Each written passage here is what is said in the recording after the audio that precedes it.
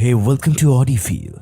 আজ অডিফিলে শুনছেন পৃথিবী বিখ্যাত লেখক থিবো মরিসের লেখা দ্য স্ট্র্যাটেজিক মাইন্ডসেট। একটি কার্যকর কৌশল সাজাতে যেসব জিনিস কাজে আসবে তা খুঁজে পেতে 7 দিনের পরিকল্পনা। The productive series. এই বইটি কাদের জন্য? আপনি কি কোনো ফলাফল পাওয়ার আগেই আপনার পদক্ষেপ মানুষের কাছে প্রকাশ করার জন্য উদ্গ্রীব হয়ে যান? আপনি কি কোনো কাজে মনোযোগ দেওয়ার সবথেকে ভালো উপায় খুঁজে পেতে অক্ষমতা অনুভব করেন? সফলতা পেতে হলে অনেক বেশি কঠোর পরিশ্রম করতে হয়, এই অতি কথায় কি আপনি ডুবে আছেন? সত্যিকার অর্থে বেশি বেশি কাজ করা অনেক ক্ষেত্রে একমাত্র সমাধান নয়। একটি উপযুক্ত কার্যকর কৌশল ছাড়া প্রোডাক্টিভিটি বা উৎপাদনশীলতা অর্থহীন। এই কারণে অবশ্যই কৌশলগতভাবে চিন্তা করতে হবে। একটি দাবা খেলায় জয়লাভ করার জন্য যেমন পরবর্তী চাল নিয়ে ভাবতে হয়, তেমনি উৎপাদনশীলতার খেলায় জেতার জন্য পরবর্তী মাস, বছর বা এমনকি দশক আগেও চিন্তা করতে হবে। সঠিক কৌশলগত চিন্তাভাবনার মাধ্যমে আপনি বছর পরিমাণ সময় বাঁচাতে পারেন এবং অন্যদের চাইতে আপনার লক্ষ্যে অনেক দ্রুত পৌঁছতে পারবেন। অন্য কথায় বলতে গেলে, যাকে আমি স্ট্র্যাটেজিক প্রোডাক্টিভিটি বা কৌশলগত উৎপাদনশীলতা বলি, তা আপনার অবশ্যই বিকাশ করতে হবে। আপনার প্রতিটি পদক্ষেপ অবশ্যই প্রভাবশালী হতে হবে এবং অবশ্যই প্রতিনিয়ত এমন পদক্ষেপের অনুসন্ধান করতে হবে যা আপনাকে সাফল্যের দিকে এগিয়ে নিয়ে যেতে পারে এবং আপনার জীবনকে ব্যাপকভাবে উন্নত করতে পারে। সুতরাং আপনি কি কৌশলগত উৎপাদনশীলতা সম্পর্কে আরও জানতে আগ্রহী? স্ট্র্যাটেজিক মাইন্ডসেট এই বইটি আপনার জন্য, যদি আপনি যে কাঙ্ক্ষিত ফলাফল আশা করেন তা না পাওয়া পর্যন্ত চেষ্টা করতে চান। আপনার লক্ষ্য অর্জনের জন্য কিসে মনোযোগ দিতে হবে তা না জেনে বিহ্বল অনুভব করতে থাকেন। আপনার লক্ষ্য সম্পর্কে স্পষ্টতার অভাব বা প্রচুর অধ্যবসায় করেন কিন্তু যথেষ্ট কার্যকর পদক্ষেপ নিতে ব্যর্থ হন।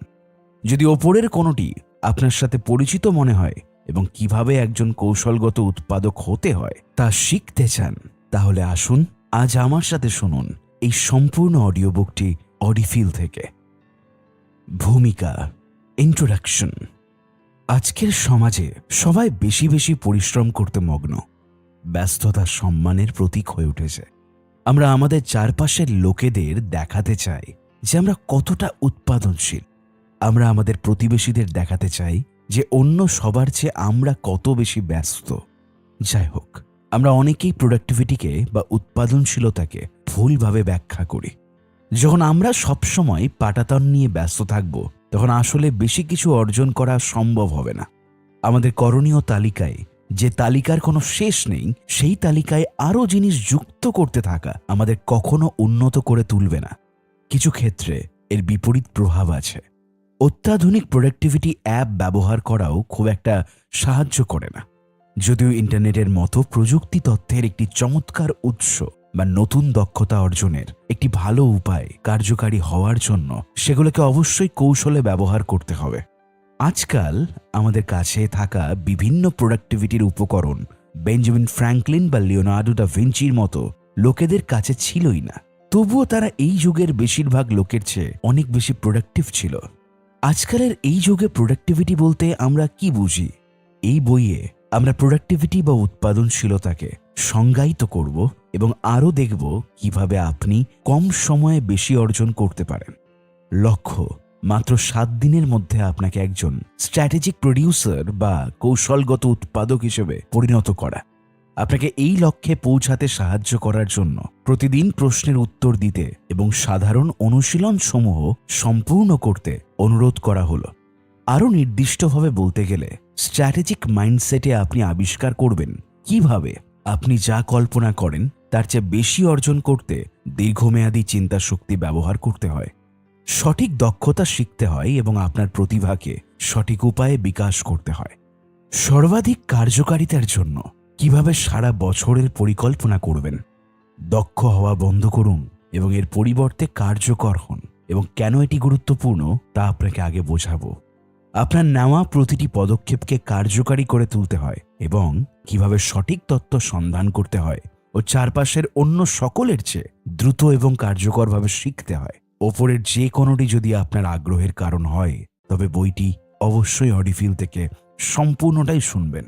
কৌশলগত উৎপাদনশীলতা কি? এই বই জুড়ে আমি স্ট্র্যাটেজিক প্রোডাক্টিভিটি বা কৌশলগত উৎপাদনশীলতা এবং স্ট্র্যাটেজিক প্রডিউসার বা কৌশলগত উৎপাদক শব্দগুলো ব্যবহার করব। আসুন শুরু করার আগে সংক্ষিপ্তভাবে এই শব্দগুলোকে সংজ্ঞায়িত করি। কৌশলগত উৎপাদনশীলতার অর্থ আপনার সময়কে এমনভাবে ব্যবহার করা যা আপনাকে সর্বনিম্ন প্রচেষ্টার মাধ্যমে সর্বাধিক ফলাফল অর্জন করতে সক্ষম করে তোলে। এই কথার অর্থ এটা নিশ্চিত করা যে যে কোনো সময় যে কোনো কাজই করছেন তা আপনার সামগ্রিক লক্ষ্যের সাথে সংযুক্ত। এমন একটি কাজের সময় অপচয় করার কোনো মানে নেই যা করা খুব একটা দরকার ছিল না। যেমন কৌশলগত উৎপাদক হওয়ার জন্য আপনাকে অবশ্যই অন্যান্য জিনিসের মধ্যে আপনার দীর্ঘমেয়াদী দৃষ্টিভঙ্গি সম্পর্কে স্পষ্টতা অর্জন করতে হবে। কার্যকরভাবে যত দ্রুত সম্ভব আপনার লক্ষ্য অর্জনের জন্য সবথেকে ভালো কৌশল চিহ্নিত করতে হবে। নিজেকে সঠিক প্রশ্ন জিজ্ঞাসা করার ক্ষমতা অর্জন করতে হবে। মনোযোগ দেওয়ার ক্ষমতা গড়ে তুলতে হবে এবং এক জিনিস থেকে অন্য জিনিসে ঝাঁপিয়ে পড়া এড়িয়ে চলতে হবে এবং সম্ভাব্য সবথেকে কার্যকর উপায়ে যে কোনো কাজ করা শিখতে হবে। এই বইটিতে আমরা নিম্নলিখিত বিষয়সমূহ তুলে ধরব। প্রথম অংশে কার্যকরভাবে পরিকল্পনা করা। আমরা দেখব কিভাবে কার্যকর পরিকল্পনা করা যায় এবং আপনার উৎপাদনশীলতা বৃদ্ধির জন্য যে মূল কাজগুলোতে মনোযোগ দিতে হবে তা কিভাবে চিহ্নিত করা যায়। প্রথম দিনে আপনি আপনার সারা বছরের কার্যকারী পরিকল্পনা করতে শিখবেন। দ্বিতীয় দিনে সবচেয়ে প্রভাবশালী কাজ চিহ্নিত করা শিখবেন এবং তৃতীয় দিনে আপনি পরবর্তী 90 দিনে কি করবেন তা ঠিক করা শিখবেন। দ্বিতীয় অংশে কার্যকারিতা বনাম কর্মদক্ষতা। আমরা আবিষ্কার করব কিভাবে প্রত্যেকটি দিন কার্যকরভাবে কাজে লাগাতে হয়। আপনাকে একটি শক্তিশালী 7 ধাপ প্রক্রিয়ার সাথে পরিচয় করিয়ে দেওয়া হবে যা নিশ্চিত করবে যে আপনি প্রতিটি কাজে সঠিক উপায়ে সম্পন্ন করছেন এবং এর মাধ্যমে বাস্তব ফলাফল অর্জন করবেন। তৃতীয় অংশে বুদ্ধিমানের মতো চিন্তা করা। আপনি শিখবেন কিভাবে আপনার চিন্তাভাবনাকে উন্নত করতে হয় যাতে আপনার মনোযোগ বাড়ানো যায় এবং কিভাবে আপনার করা প্রতিটি কাজ থেকে সর্বোচ্চ লাভ অর্জন করা যায়। আরও কৌশলগতভাবে চিন্তা করার অনুশীলন করার মাধ্যমে আপনার সামগ্রিক ফলাফলসমূহ উল্লেখযোগ্যভাবে উন্নত করতে সক্ষম হবেন। চতুর্থ অংশে কার্যকরভাবে শেখা। কিভাবে সঠিক তথ্য খুঁজে বের করতে হয় এবং যত দ্রুত ও কার্যকরভাবে সম্ভব তা মাথায় ঢুকিয়ে নিতে হয় তা জানতে পারবেন। শেখার প্রক্রিয়ার সাধারণ ভুলসমূহ এবং কিভাবে সেগুলো এড়াতে হবে তাও বের করতে পারবেন। সবশেষে পঞ্চম অংশে আপনার এনার্জি ম্যানেজিং। আমরা আলোচনা করব কিভাবে প্রতিদিন আপনার শক্তির সর্বোচ্চ ব্যবহার করা যায়। আমরা দেখতে পাব কিভাবে শক্তির সর্বোচ্চ ব্যবহারের মাধ্যমে আরও বেশি অর্জন করা যায় এবং সর্বোত্তম ফলাফল পাওয়ার জন্য কিভাবে আপনার দিনকে ভাগ করে নিতে হয়। আপনি কি প্রস্তুত? প্রথম অংশ, কার্যকরভাবে পরিকল্পনা করা। লক্ষ্য যদি সঠিকভাবে নির্ধারণ না করেন তাহলে আপনি কখনোই সেই লক্ষ্য অর্জন করতে পারবেন না। নিজ প্রয়োজন ও লক্ষ্য সম্পর্কে একটি নির্দিষ্ট স্তরের স্পষ্টতা ছাড়া এবং লক্ষ্য অর্জনের পরিকল্পনা ছাড়া কৌশলগত উৎপাদনশীলতা অসম্ভব। তবুও স্পষ্ট দৃষ্টির অভাব কতজনের? কত মানুষ ভুলে যায় যে তারা আসলে কি অর্জন করার চেষ্টা করছে। তারা যে পথে যাত্রা করছে তা সঠিক নাকি বেঠিক সে প্রশ্ন না করেই প্রতিদিন চটজলদি যে কোনো কাজ করতে থাকে। ম্যানেজমেন্ট কনসালটেন্ট পিটার ড্রাকার একবার বলেছিলেন যে দক্ষতা তখনই সঠিক উপায়ে কাজে লাগে যখন সঠিক কাজগুলো কার্যকরভাবে করা হয়।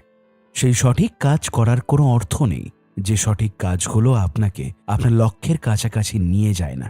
এই বিভাগে আপনি প্রতিদিন সঠিক জিনিসগুলো নিয়ে কাজ করবেন তা নিশ্চিত করতে আমরা কৌশলগতভাবে পরিকল্পনা করার গুরুত্ব নিয়ে আলোচনা করব। কৌশলগত উৎপাদনশীলতার অর্থ বেশি বেশি কাজ করা নয়। এটি এমন একটি জিনিস যার অর্থ এমন কাজ না করা বা কম করা যে কাজের মাধ্যমে ছোট বা সামান্য ফলাফল পাওয়া যায়। মনে রাখবেন, এই বইটিতে আমরা একটি প্রধান লক্ষ্যে সবচেয়ে বেশি মনোযোগ দেব। একবার আপনি প্রক্রিয়াটি বুঝতে পারলে ভবিষ্যতের অন্য যে কোনো লক্ষ্যের জন্য একই পদ্ধতি প্রয়োগ করতে পারবেন। নাম্বার 1, দীর্ঘমেয়াদী চিন্তা করার শক্তি। আপনার দীর্ঘমেয়াদী চিন্তা করার ক্ষমতা সাফল্যের সেরা ভবিষ্যৎবাণীগুলোর মধ্যে একটি। কেন? কারণ দীর্ঘমেয়াদী লক্ষ্য স্থির করা মানে অসীম সংখ্যক বিকল্পকে না বলা। বিকল্পসমূহ সরিয়ে আপনি আপনার লক্ষ্য অর্জনের দিকে আপনার সমস্ত শক্তি পরিচালনা করতে পারবেন। আপনি কোথায় যেতে চান তা যদি জানতে পারেন, তবে গন্তব্যে পৌঁছানোর জন্য যে পদক্ষেপসমূহ গ্রহণ করতে হবে সেগুলোকে আপনি নিজের মতো ইঞ্জিনিয়ারিং করতে পারবেন। ফলস্বরূপ আপনার নেওয়া প্রতিটি পদক্ষেপ আরও কার্যকর হয়ে উঠবে। আপনি যখন দাবা খেলেন তখন আপনার লক্ষ্য জয়লাভ করা। জয়লাভের জন্য আপনার প্রতিপক্ষের চালগুলো অনুমান করতে হবে। কৌশলগত উৎপাদনশীলতা একটি অনুরূপ প্রক্রিয়া। আপনি সম্ভাব্য বাধাগুলোর পূর্বাভাস জেনে নিন এবং মূল পদক্ষেপগুলো চিহ্নিত করুন। প্রতিটি কাজকে প্রভাবশালী করার চেষ্টা করেন। আপনি বর্তমানে যা কিছু করছেন তা ভবিষ্যতে আপনি যা তৈরি করতে চান তার সাথে সম্পর্কযুক্ত। এই হিসেবে এটা কোনো আশ্চর্যের কিছু নয় যে যারা প্রত্যেক দিন 5 বছর পরে কোনো অবস্থানে থাকতে চায়, এই চিন্তা করে সময় কাটায়, তারা ভালো ফলাফল পায় যারা চিন্তা না করে তাদের চাইতে। এই বিষয়ে আপনার অবস্থা কেমন? আপনি কি কৌশলগতভাবে চিন্তা করেন, নাকি আপনি কোনো সুস্পষ্ট কৌশল বা কর্ম পরিকল্পনা ছাড়াই দিনের পর দিন পার করে দিচ্ছেন? নাম্বার 2, চক্রবৃদ্ধির শক্তি। কৌশলগত উৎপাদনশীলতার আরেকটি সুবিধা হলো এটি চক্রবৃদ্ধির শক্তি প্রকাশ করে। আপনি যখন প্রতিদিন আপনার লক্ষ্যের দিকে এগিয়ে যেতে থাকেন তখন আপনি একটি গতি অর্জন করে নেন। ছোট ছোট বিজয় লাভ করতে থাকেন যা আপনার আত্মবিশ্বাস এবং অনুপ্রেরণা বাড়ায়। প্রতিটি নতুন দিন আগের দিনের ওপর ভিত্তি করে তৈরি হয়। যদিও ফলাফল শুরুতে স্পষ্ট নাও হতে পারে, কিন্তু শীঘ্রই আপনি একটি টিপিং পয়েন্টে পৌঁছে যাবেন। কাজগুলো ত্বরান্বিত হতে শুরু করে এবং আপনার সাফল্য সূচকীয় হয়ে ওঠে। জেমস তার অ্যাটমিক হ্যাবিটস বইতে পরিষ্কারভাবে বলেছেন যে আপনি যদি প্রতিদিন মাত্র 1% শ্রেষ্ঠতর হয়ে উঠতে পারেন তবে 1 বছরের মধ্যে আপনি 37 গুণ বেশি কার্যকারী হয়ে উঠবেন। অবশ্যই এটি শুধুমাত্র তাত্ত্বিক, কিন্তু আমি নিশ্চিত যে আপনি আসল পয়েন্টটি বুঝতে পারবেন। আসল কথা হলো, গতিবেগ তৈরি করতে এবং চক্রবৃদ্ধির শক্তি সক্রিয় করতে আপনাকে দীর্ঘ সময় ধরে ধারাবাহিকভাবে খুব নির্দিষ্ট কিছু জিনিসের উপর মনোযোগ দিতে হবে। নাম্বার 3, মনোযোগ দেওয়ার শক্তি। যেমন ব্রুসলি বলেছেন, আমি সেই লোককে ভয় করি না যে একবার করে 10,000 ধরনের লাথি চর্চা করেন, কিন্তু আমি সেই লোককে ভয় করি যে 10,000 বার একটি লাথি চর্চা করেছে। যখন আপনি প্রতিদিন আপনার সবচেয়ে গুরুত্বপূর্ণ লক্ষ্যগুলো নিয়ে কাজ করেন, আপনার মনোযোগের শক্তি সক্রিয় হতে থাকে এবং পর্যাপ্ত মনোযোগ সহ আপনি আপনার ইচ্ছামতো প্রায় সবকিছু অর্জন করতে পারেন। যেমনটি আমি মাস্টার ইওর ফোকাস বইয়ে বলেছিলাম, মনোযোগ একটি কুঠারের মতো কাজ করে। আপনি যদি একটি গাছকে ভিন্ন ভিন্ন জায়গায় হাজার হাজার আঘাত করে কেটে ফেলার চেষ্টা করেন তবে আপনি কখনোই সফল হবেন না। কিন্তু আপনি যখন মনোযোগ দেবেন এবং একই জায়গায় বারবার আঘাত করবেন, আপনি সবচেয়ে বড় গাছটিও কেটে ফেলতে পারবেন। লেজারের মতো তীক্ষ্ণ মনোযোগের সাহায্যে আপনি আপনার ইচ্ছা মতো প্রায় সবকিছুই অর্জন করতে পারবেন। প্রথম দৃশ্যকল্পে অধিকাংশ মানুষ প্রতিবার আলাদা আলাদা জায়গায় আঘাত করে একটি গাছ কাটার চেষ্টা করে, তাহলে এতে কোনো অবাক হওয়ার বিষয়ই নেই। এই ধরনের লোকেরা তাদের লক্ষ্যে পৌঁছতে পারবে না।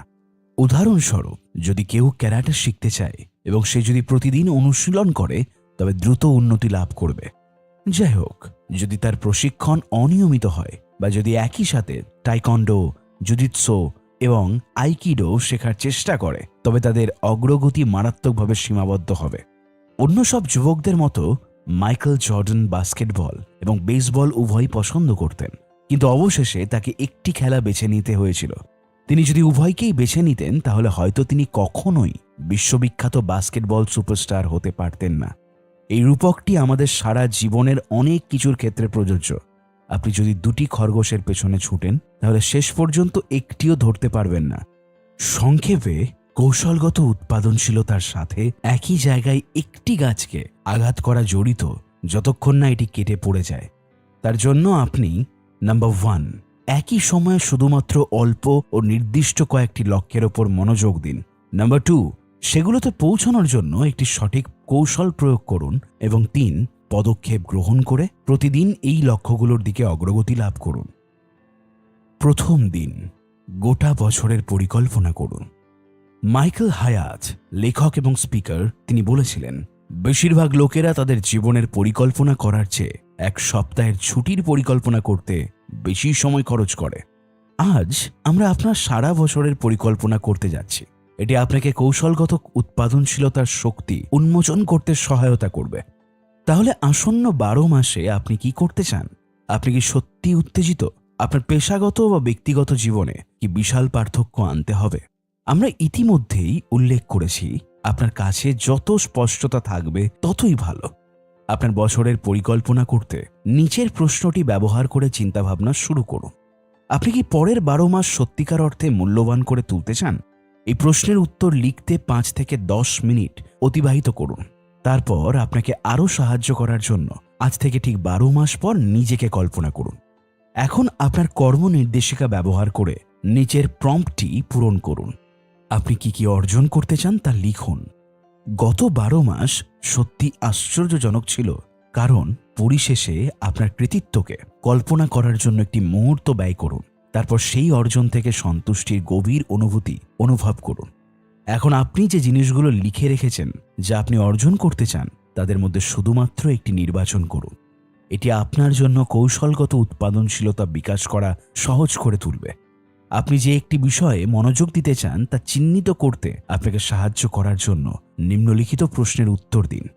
আমি যদি এই বছর একটি জিনিস অর্জন করার সক্ষমতা রাখি, তাহলে কোনটি আমাকে সবচেয়ে বেশি গর্বিত করে তুলবে? আমি যদি এই বছর একটি জিনিস অর্জন করতে পারি, তাহলে কোনটি আমার জীবনে সবচেয়ে বড় ইতিবাচক পরিবর্তন আনবে? কোন সেই একটি জিনিস আমি সর্বদা করতে চেয়েছিলাম কিন্তু করিনি? জীবনে সত্যি করে কি চাই? কোন জিনিসটি করতে আমি সবচেয়ে বেশি ভয় পাই? যে জিনিসটি আপনাকে ভয় দেখায় তা প্রায়শই আপনাকে সবচেয়ে বেশি করতে হবে। আপনার দৃষ্টি পরিমার্জন করার জন্য যদি আপনার আরও সাহায্যের প্রয়োজন হয়, তাহলে এই সিরিজের আগের বইটি পড়ুন। তৃতীয় বই পাওয়ারফুল ফোকাস, যেটি অডিফিলে অবশ্যই আছে। ডেসক্রিপশনে পাওয়ারফুল ফোকাসের লিঙ্ক দেওয়া হলো, অবশ্যই শুনবেন। কর্ম পদক্ষেপ। আপনার কর্ম নির্দেশিকা ব্যবহার করে পরবর্তী 12 মাসের পরিকল্পনা করুন। দ্বিতীয় দিন, ডমিনোদের মুখ থুবড়িয়ে পড়তে বাধ্য করুন। একটি প্রভাবশালী কাজ করার মাধ্যমে অন্যান্য ছোট কাজগুলো একই সাথে সম্পাদনের কাজ সেরে ফেলুন। দ্য ওয়ান থিংকের লেখক গ্যারি কেলার বলেছিলেন, পার্শ্ব প্রতিক্রিয়া আসে এমন অনেক কাজ করার পরিবর্তে আরও বেশি প্রভাবশালী নির্দিষ্ট সংখ্যক কাজ করুন।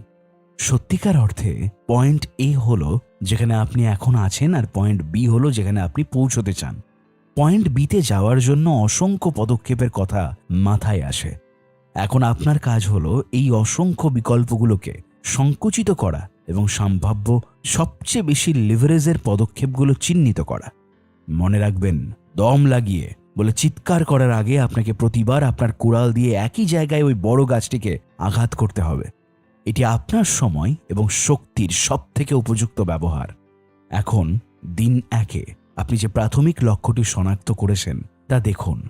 সেই লক্ষ্যে পৌঁছানোর জন্য আপনাকে কোন কাজটি সবচেয়ে গুরুত্ব সহকারে করতে হবে, কোন প্রভাবশালী পদক্ষেপগুলো লক্ষ্যে পৌঁছতে সবচেয়ে বেশি কাজে লাগবে। আপনার কর্ম নির্দেশিকা ব্যবহার করে চিন্তা ভাবনা করুন। একটি সঠিক কৌশল আপনার অনেক সময় অপচয় হওয়া থেকে বাঁচিয়ে দিতে কখনো কখনো সেই সময়ের পরিমাণ বছর সমান।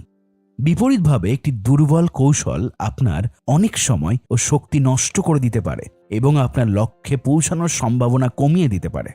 মনে রাখবেন, প্রায়শই মাথায় যে ধারণাসমূহ প্রথমে আসে তা সব ক্ষেত্রে উপযুক্ত হয় না, কিন্তু যখন এই বিষয় সম্পর্কে চিন্তা করার জন্য সময় ব্যয় করেন, আপনি দুর্দান্ত উপায় ও বুদ্ধি খুঁজে বের করতে পারবেন। সফলতার বিশেষজ্ঞ ব্রায়ান ট্রেসি লক্ষ্যে পৌঁছানোর জন্য কমপক্ষে 20টি পদক্ষেপ লেখার পরামর্শ দিয়েছেন। তিনি আরও পরামর্শ দেন যে আমাদের খোঁজা শেষ পদক্ষেপটি প্রায়শই সবথেকে কার্যকর রূপে পরিণত হয়। বইয়ের পরের অংশগুলোতে সঠিক ডমিনো, সবচেয়ে প্রভাবশালী ও কার্যকর কাজ বা পদক্ষেপ বা কিভাবে সেটি খুঁজে বের করতে হয় সে সম্পর্কে আমরা আরও বিস্তারিত আলোচনা করব। সুতরাং আপনি যদি এখনও পুরোপুরি নিশ্চিত না হয়ে উঠতে পারেন যে কোনো পদক্ষেপ আপনার জন্য সবচেয়ে কার্যকরী, তাহলে চিন্তা করবেন না। সুতরাং আপনার জন্য সঠিক ডমিনো বা কার্যকর পদক্ষেপ কোনটি? সঠিক ডমিনোর কিছু বৈশিষ্ট্য রয়েছে। নাম্বার 1, সেগুলো আপনাকে কোনো কাজ গতিশীল করতে এবং চক্রবৃদ্ধি শক্তি সক্রিয় করতে সহায়তা করে। নাম্বার 2, একটি দৃষ্টান্ত প্রতিষ্ঠা করে যা আপনার বাস্তবতাকে অবিলম্বে পরিবর্তন করে দেয় এবং আপনার ফলাফলগুলোকে উন্নত করে তোলে। নাম্বার 3, সেগুলো আপনাকে আপনার লক্ষ্যগুলোর দিকে উল্লেখযোগ্য অগ্রগতি করতে সাহায্য করে। এবং নাম্বার 4, নাটকীয়ভাবে বিকল্পগুলোকে সংকুচিত করে দেয়। লক্ষ্যে পৌঁছানোর জন্য আপনি যে অপ্রাসঙ্গিক পদক্ষেপসমূহ গ্রহণ করেন তার বেশিরভাগই ছাঁটাই করে দেয়। নাম্বার 1, সেগুলো আপনাকে গতিশীল করে তোলে। সঠিক ডমিনো বা কার্যকর পদক্ষেপ আপনাকে গতি প্রদান করে এবং অনুপ্রাণিত থাকতে সক্ষম করে তোলে, যাতে আপনি ধারাবাহিকভাবে আপনার লক্ষ্যের দিকে এগিয়ে যেতে পারেন। অন্য কথায় বলতে গেলে সঠিক ডমিনোর অপর নাম দৈনন্দিন অভ্যাস। উদাহরণস্বরূপ, ধরুন আপনার লক্ষ্য হলো পিয়ানো বাজানো শেখা। সেক্ষেত্রে আপনার ডমিনো বা পৌর ক্রিয়াবিশেষ হতে পারে প্রতিদিন অনুশীলনের জন্য পর্যাপ্ত পরিমাণ সময় বার করা। আপনি যদি প্রতিদিন অনুশীলন করতে থাকেন তাহলে সময়ের সাথে সাথে অগ্রগতি অনিবার্য। অথবা ধরা যাক আপনার লক্ষ্য হলো স্প্যানিশ ভাষা শেখা। এক্ষেত্রে আপনার ডমিনো প্রতিদিন 30 মিনিট স্প্যানিশ অনুশীলন করা। হতে পারে ডিওলিঙ্গোর মতো অ্যাপ ব্যবহার করে। এই সম্পর্কে আপনার অবস্থান কোথায়? কোনো ডমিনো বা পৌর ক্রিয়াবিশেষ আপনাকে আপনার লক্ষ্যে পৌঁছতে সাহায্য করতে পারে। আপনি যদি একটি নতুন দৈনন্দিন অভ্যাস গড়ে তুলতে চান, তাহলে কোন অভ্যাস আপনার লক্ষ্য অর্জনের সম্ভাবনাকে সবচেয়ে বেশি বাড়িয়ে দেওয়ার ক্ষমতা রাখে এবং কিভাবে আপনি বুঝবেন সেটা সবচেয়ে কার্যকারী অভ্যাস কিনা? নাম্বার 2, ডমিনোগুলো একটি দৃষ্টান্ত স্থাপন করে। কোনো ক্ষেত্রে আপনার লক্ষ্য অর্জনের সবচেয়ে কার্যকর উপায় হলো একটি নতুন দৃষ্টান্ত গ্রহণ করা। ভালোভাবে বোঝার চেষ্টা করুন। আপনি যদি ইতিমধ্যে সঠিক দৃষ্টান্ত ব্যবহার করে থাকতেন, তবে আপনি ইতিমধ্যেই আপনার লক্ষ্যে পৌঁছে যেতেন, তাই না? এখন দৃষ্টান্ত মানে কি? সংক্ষেপে দৃষ্টান্ত হলো অনুমান বা অনুমানের ওপর ভিত্তি করে বাস্তবতার একটি মডেল কল্পনা করা। আপনার দৃষ্টান্ত সমূহ যত বেশি নির্ভুল হবে, আপনার কাজ বা পদক্ষেপগুলো তত বেশি কার্যকর হবে এবং আপনি তত ভালো ফলাফল পাবেন। দৃষ্টান্ত পরিবর্তন কথাটিকে আত্ম উপলব্ধির পরিবর্তন হিসেবে সংজ্ঞায়িত করা যেতে পারে। দৃষ্টান্ত বা আদর্শের পরিবর্তন তখনই ঘটে যখন আপনি নিজেকে বিভিন্ন প্রশ্ন জিজ্ঞাসা করেন ও নতুন অন্তর্দৃষ্টি অর্জন করেন এবং ফলস্বরূপ আপনার আচরণ বা আদর্শ পরিবর্তন হতে থাকে। প্রায় ক্ষেত্রেই একটি নতুন দৃষ্টান্ত অর্জনের জন্য একটি ধাপ পিছিয়ে যেতে হয় এবং সেই অবস্থান থেকে সামগ্রিক চিত্রটি অন্তরে তুলে ধরতে হয়।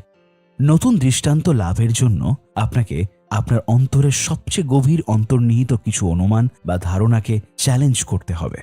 আমরা এটিকে নিম্নরূপে চিন্তা করতে পারি: সঠিক চিন্তা, কার্যকর কর্ম, বাস্তব ফলাফল। বিপরীতভাবে ভুল চিন্তা, অকার্যকর কর্ম, মাঝারি বা অসংলগ্ন ফলাফল। উদাহরণস্বরূপ, একজন উচ্চাকাঙ্ক্ষী লেখক প্রকাশকদের কাছে প্রশ্নপত্র পাঠানোর জন্য বেশিরভাগ সময় ব্যয় করতে থাকে। অনুমান বা ধারণা উদ্দেশ্য হলো যে তাকে একটি প্রকাশক খুঁজে বের করতেই হবে। যাই হোক, এক ধাপ পিছিয়ে গেলে তিনি হয়তো বুঝতে পারতেন যে আরেকটি বিকল্প রাস্তা আছে। তারা তাদের বই স্বপ্রকাশ নিজেই প্রকাশ করতে পারে। সেক্ষেত্রে অবশ্যই কোনো প্রকাশককে আর প্রশ্নপত্র পাঠানোর প্রয়োজন হবে না। বই প্রকাশের জন্য মাসের পর মাস বা বছরের পর বছর অপেক্ষা করতে হবে না। তার পরিবর্তে বই লেখা সম্পন্ন হওয়া মাত্রই তিনি তার বই নিজেই প্রকাশ করতে পারেন। যদিও স্বপ্রকাশনা সবার ক্ষেত্রে প্রযোজ্য নাও হতে পারে, তবে এটি অবশ্যই প্রকাশের বিষয়টিকে ত্বরান্বিত করে তোলে। এই ক্ষেত্রে একজন স্বাধীন স্বপ্রকাশিত লেখক হওয়ার জন্য প্রস্তুতি নেওয়া এক ধরনের দৃষ্টান্ত পরিবর্তন। এখানে আরেকটি উদাহরণ দেওয়া যাক। হতে পারে আপনি আপনার পরিচয় বা খ্যাতি তৈরি করেছেন কঠোর পরিশ্রমের মাধ্যমে। যদিও কঠোর পরিশ্রম করা কোনো ভুল বা খারাপ জিনিস নয়, কিন্তু আপনি হয়তো উপলব্ধি করতে পারবেন যে সব সময় দৌড়ের ওপর থাকা বা সব সময় অনেক বেশি কঠোর পরিশ্রম লক্ষ্যে পৌঁছানোর সবচেয়ে কার্যকর উপায় নয়। অনেক ক্ষেত্রে কম গুরুত্বপূর্ণ কাজগুলো বাদ দিয়ে সবচেয়ে বেশি গুরুত্বপূর্ণ কাজ করার মাধ্যমে কম সময়ে আরও ভালো ফলাফল পেতে পারেন। এখন লক্ষ্য পর্যালোচনা করুন এবং আপনার অন্তর্নিহিত উপলব্ধি পরিবর্তন করার মাধ্যমে দৃষ্টান্ত পরিবর্তনের চেষ্টা করুন। সহায়তা পেতে নিম্নলিখিত কিছু প্রশ্ন নিজে করুন। আমার লক্ষ্য অর্জনের দ্রুততম উপায় কি? আমি যদি অলস হই এবং সবসময় যতটা সম্ভব কম কাজ করতে চাই, তাহলে দ্রুত এবং কার্যকরভাবে লক্ষ্য অর্জনের জন্য আমি কোন পদক্ষেপ অনুসরণ করব? আপনার জায়গায় অ্যালবার্ট আইনস্টাইন, বিল গেটস বা এলেন মাস্ক থাকলে একই লক্ষ্য অর্জনের জন্য কি করতেন বলে মনে হয়? যদি এই লক্ষ্যটি আমার জন্য সঠিক না হয়, যদি এমন হয় যে অন্য আরেকটি লক্ষ্য যা আমাদের চাহিদাগুলোকে আরও ভালোভাবে পূরণ করতে পারবে এবং আমার আদর্শের সাথে আরও ঘনিষ্ঠভাবে সংযুক্ত, আমি কি আমার লক্ষ্য পুনরায় নির্ধারণ করতে পারি? উত্তর যদি হ্যাঁ হয়, তাহলে কিভাবে? নাম্বার 3, সেগুলো আপনাকে আপনার লক্ষ্যের দিকে উল্লেখযোগ্য অগ্রগতি করতে সাহায্য করে। সঠিক ডমিনো বা পদক্ষেপ গ্রহণের মাধ্যমে আপনি আপনার লক্ষ্য বা লক্ষ্যগুলো আরও দ্রুত অর্জন করতে সক্ষম হবেন। কিছু ক্ষেত্রে সঠিক ডমিনো বা পদক্ষেপ অন্য যে কোনো কিছুর চেয়ে শতগুণ বেশি কার্যকর হতে পারে। এইভাবে আপনাকে নির্দিষ্ট ক্রিয়া বা কৌশলসমূহ সন্ধান করতে হবে যা আপনার অগ্রগতিকে বহুগুণ বাড়িয়ে দিতে পারে। যেমন গ্যারি কেলার দ্য ওয়ান থিংয়ে লিখেছেন, 2001 সালে আমি আমাদের মূল নির্বাহী দলের একটি মিটিং ডেকেছিলাম। আমরা খুব দ্রুত অগ্রগতি লাভ করেছি, কিন্তু আমরা এখনও আমাদের শিল্পের শীর্ষস্থানীয় ব্যক্তিদের দ্বারা স্বীকৃতি পাইনি। আমি আমাদের গ্রুপকে একটি চ্যালেঞ্জ ছুড়ে দিয়েছিলাম, সেটি হলো এই পরিস্থিতিকে ঘুরিয়ে দেওয়ার জন্য 100 উপায় মাথা খাটিয়ে বের করা। সেই উপায়গুলোর তালিকা নিয়ে ভাবতে সারাদিন লেগেছিল। পরের দিন সকালে আমরা 10টি উপায় বেছে নেওয়ার মাধ্যমে তালিকাটিকে সংকুচিত করেছিলাম এবং সেখান থেকে আমরা শুধুমাত্র সবচেয়ে কার্যকর একটি মাত্র উপায় বা ধারণা বেছে নিয়েছিলাম। আমরা সিদ্ধান্ত নিয়েছিলাম যে আমরা একটা বই লিখব যার টপিক বা টাইটেল হবে কিভাবে আমাদের ইন্ডাস্ট্রির সবচেয়ে অভিজাত পথপ্রদর্শক হওয়া যায়। এই আইডিয়া কাজে লেগেছে 8 বছর পরে। সেই বইটি শুধুমাত্র একটি জাতীয় বেস্টসেলার হয়ে ওঠেনি, বরং 1 মিলিয়নেরও বেশি কপি বিক্রি সহ একাধিক বইয়ের সিরিজে পরিণত হয়েছিল। প্রায় 1 মিলিয়ন মানুষের ইন্ডাস্ট্রিতে এই একটি উপায় বা ধারণা আমাদের চিত্র, আমাদের অবস্থান আজীবনের জন্য বদলে দিয়েছে। একজন লেখক হিসেবে আমার জন্য সঠিক ডমিনো হলো একই ধারার আরও বই ধারাবাহিকভাবে লিখতে থাকা। হ্যাল এলরডের দ্য মিরাকল মর্নিং এর লেখক তার ডমিনো অর্থাৎ সবচেয়ে কার্যকর পদক্ষেপ ছিল বই প্রকাশের পর 12 মাসে কয়েক শত পডকাস্ট সাক্ষাৎকার দেওয়া। অবশ্যই বাস্তবে আমরা যদি কদাচিৎ শুধুমাত্র একটি কাজ করি, তবে সেই কাজে প্রায়শই একটি নির্দিষ্ট কৌশল সঠিকভাবে কার্যকর করা হলে নাটকীয়ভাবে আমাদের ফলাফল উন্নত হবে। আপনার কাজ হলো আপনার জন্য নিখুঁত কৌশল আবিষ্কার করা। এমনকি যখন আমরা সাফল্যের পথে তাড়াহুড়ো করি, এমন প্রায় সব সময় ঘটে যে আমাদের কর্মের সুদূর সংখ্যালঘু একটি অংশ আমাদেরকে বাস্তব বা সঠিক ফলাফলের দিকে নিয়ে যায়। এই নির্দিষ্ট কার্যকর কাজগুলো কি কি তা চিহ্নিত করতে আমরা সময় ব্যয় করি না। আপনি অতীতে যা অর্জন করেছেন সেগুলো নিয়ে চিন্তা করুন। সম্ভবত আপনি একটি বড় প্রকল্প সম্পন্ন করেছেন, সম্ভবত আপনি একটি বড় ব্যক্তিগত লক্ষ্য অর্জন করেছেন বা একটি নতুন দক্ষতা আয়ত্ত করেছেন। এবার ভেবে দেখুন, আপনি কি কঠোর পরিশ্রমের মাধ্যমে কিংবা যে কৌশলেই সেই প্রকল্পটি সম্পূর্ণ করেন না কেন, সেই লক্ষ্যে পৌঁছান না কেন, বা সেই দক্ষতায় দক্ষ হয়ে উঠেন না কেন, সেই কৌশলটা কি রপ্ত করতে পেরেছেন? আপনি যদি আবার শুরু থেকে শুরু করার সুযোগ পান, তাহলে কি আপনি পুনরায় সেই কৌশলই অবলম্বন করবেন, নাকি একটু আলাদাভাবে করবেন? কোন কোন কাজ বা পদক্ষেপ ছাঁটাই করতে হবে, কোন কোন নতুন কাজ বা পদক্ষেপ যোগ করবেন? যদিও বাস্তবিক পক্ষে সঠিক পদ্ধতি খুঁজে পাওয়ার আগে আমাদের বিভিন্ন পদ্ধতির সাথে পরীক্ষা চালিয়ে যেতে হবে। যাই হোক, আপনাকে অবশ্যই মনে রাখতে হবে যে আপনি প্রায় সব সময় অনেক আলাদা আলাদা জিনিস করেছেন যা করার দরকার ছিল না। আমি এমন অনেকজনের সাথে দেখা করেছি যারা খুবই অমনোযোগী, কিন্তু এখনো পর্যন্ত এমন কারো দেখা পাইনি যে শতভাগ মনোযোগী। আপনার অবস্থান কোথায়? প্রধান লক্ষ্যে পৌঁছানোর জন্য কোন ডমিনো কাজে লাগাতে হবে? নাম্বার 4, ডমিনো নাটকীয়ভাবে বিকল্পগুলোকে সংকুচিত করে দেয়। সঠিক কৌশলের অর্থ কেবল কি করতে হবে তা নয়, বরং সম্ভবত সবচেয়ে গুরুত্বপূর্ণ জিনিস এবং কি করা উচিত নয় তাও বুঝিয়ে দেয়। আপনি যদি ভিন্ন ভিন্ন কৌশলে কাজ করার চেষ্টা করেন, তবে এর অর্থ আপনার কাছে কোনো স্পষ্ট কৌশল নেই। এর মানে আপনি যথেষ্ট প্রভাব দিয়ে চিন্তা করছেন না। সবাই তাড়াহুড়ো করতে থাকে, কিন্তু কেউই সঠিক কাজ বা কৌশলগুলো মোকাবেলা করার জন্য যথেষ্ট সময় নিয়ে চিন্তা করে না। অথবা যেমন আমি এইভাবে এটাকে ব্যাখ্যা করি, ব্যস্ততা হলো চিন্তার অলসতা। যদিও আমি নিশ্চিত যে আমি এটি কোথায় পড়েছি বা শুনেছি। আসল কথা হলো এটাই, একটি ভালো কৌশল অবলম্বনের মাধ্যমে বিকল্পগুলোকে সংকীর্ণ করা আবশ্যক। এটি আপনাকে লেজারের মতো তীক্ষ্ণ মনোযোগ বিকাশের অনুমতি দেবে এবং নিশ্চিত করবে যে আপনার কাজ বা পদক্ষেপগুলো সত্যি প্রভাবশালী। সম্প্রসারণের আগে সংকুচিত করুন। মজার বিষয় হলো, বিশ্বের বেশিরভাগ বড় বড় কোম্পানি একটি সংকীর্ণ পদ্ধতির মাধ্যমে তাদের যাত্রা শুরু করেছিল। উদাহরণস্বরূপ, অ্যামাজন অনলাইনে বই বিক্রির মাধ্যমে তাদের যাত্রা শুরু করে এবং বর্তমানে বিশ্বের বৃহত্তম অনলাইন খুচরো বিক্রেতা কোম্পানিতে প্রসারিত হয়েছে। অ্যামাজন এখন অনেক কোম্পানিকে ক্লাউড পরিষেবা অফার করে এবং প্রতি বছর তার বিজ্ঞাপন প্ল্যাটফর্মের মাধ্যমে বিলিয়ন বিলিয়ন ডলার উপার্জন করে। ভিডিও কন্টেন্ট, ইউটিউব, বিজ্ঞাপন, রোবোটিক্স, স্বচালিত গাড়ি এবং আরও অনেক কিছু শুরু করার আগে গুগল সম্ভাব্য সেরা সার্চ ইঞ্জিন তৈরি করার চেষ্টা করেছে। অ্যাপল সফলভাবে audio player, smartphone, tablet, TV পরিষেবা ইত্যাদি প্রবেশ করার আগে ব্যক্তিগত কম্পিউটার তৈরি করে তা বিক্রির মাধ্যমে তাদের কোম্পানির যাত্রা শুরু করেছিল। ভার্জিন রেকর্ড বিক্রি করার মাধ্যমে যাত্রা শুরু করেছিল, কিন্তু এর প্রতিষ্ঠাতা রিচার্ড ব্র্যানসন এখন 400-এরও অধিক কোম্পানি পরিচালনা করেন। আরও মজার বিষয় হলো, যদি অ্যামাজন অনলাইনে বই বিক্রি করে যাত্রা শুরু করেছিল, কিন্তু জেফ বেজস তার কোম্পানি সম্বন্ধে আগে থেকেই একটি স্পষ্ট দূরদর্শী চিন্তা করে রেখেছিলেন। তার লক্ষ্য ছিল অ্যামাজন এমন একটি স্টোর হয়ে উঠবে যেখানে সবকিছুই পাওয়া যায় এবং এমন একটি প্ল্যাটফর্ম হিসেবে দাঁড়াবে যেখানে গ্রাহক এবং বিক্রেতারা একত্রিত হতে পারবে।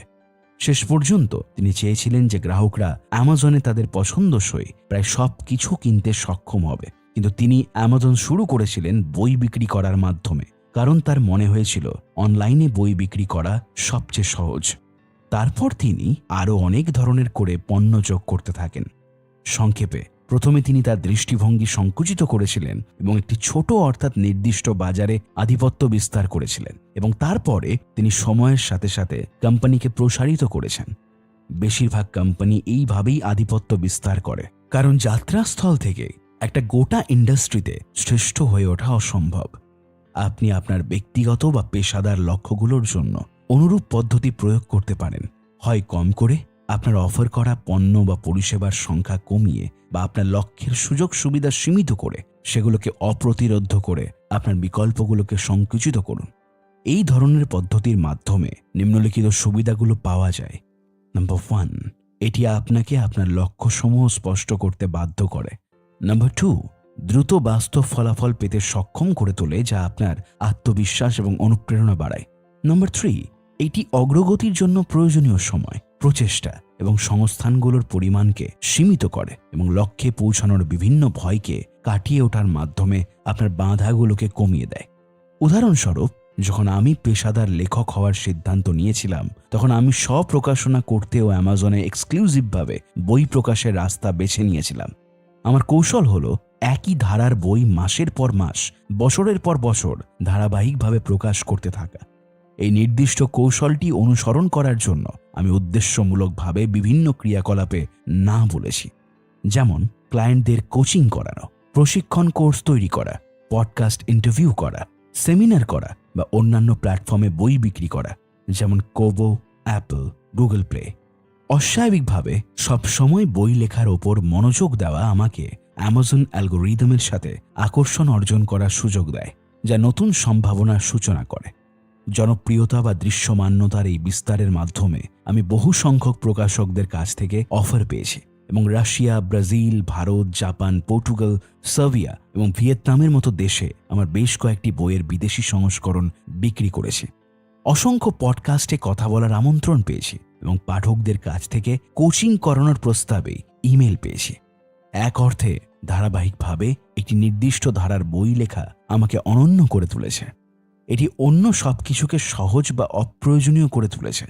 আমার এক বন্ধু বছরের পর বছর ধরে একটি প্রকাশনার সাথে চুক্তি করার চেষ্টা করেছিল। অসফল হওয়ায় তার পরিবর্তে সে স্বপ্রকাশনার রাস্তা ধরে এগিয়েছে। কয়েক বছর পরে সে একজন সফল লেখক হয়ে উঠেছে। তারপর 12টিরও বেশি দেশে তার বইয়ের বিদেশি সংস্করণ বিক্রি হয়েছে এবং এই ক্ষেত্রে তাকে প্রথমে প্রকাশকদের কাছে থেকে যোগাযোগ করতে হয়নি, বরং প্রকাশক তার থেকে যোগাযোগ করেছিল। আসল কথা হলো, কিছু কৌশল যখন সফলভাবে কার্যকর করা হয়, তখন তা আপনার সাফল্যকে ত্বরান্বিত করে। আপনার অবস্থান কোথায়, আপনি কিভাবে আপনার বিকল্পগুলোকে সংকীর্ণ করতে পারেন এবং কোনো সেই একটি কাজ বা কৌশল বা পদক্ষেপ আপনার বিকল্পগুলোকে নাটকীয়ভাবে হ্রাস করতে পারে এবং আপনাকে আপনার লক্ষ্যের দিকে অবিশ্বাস্য অগ্রগতি করতে সক্ষম করে তোলে। কর্মপদক্ষেপ।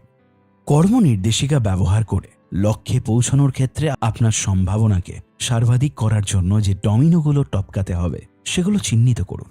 নিজেকে নিম্নলিখিত প্রশ্ন জিজ্ঞাসা করুন: কোন সেই পুনরাবৃত্ত কাজ আমাকে সবচেয়ে গতিশীল করতে সক্ষম করবে? আমি কোনো নতুন দৃষ্টান্ত বা দৃষ্টান্তগুলো গ্রহণ করতে পারি?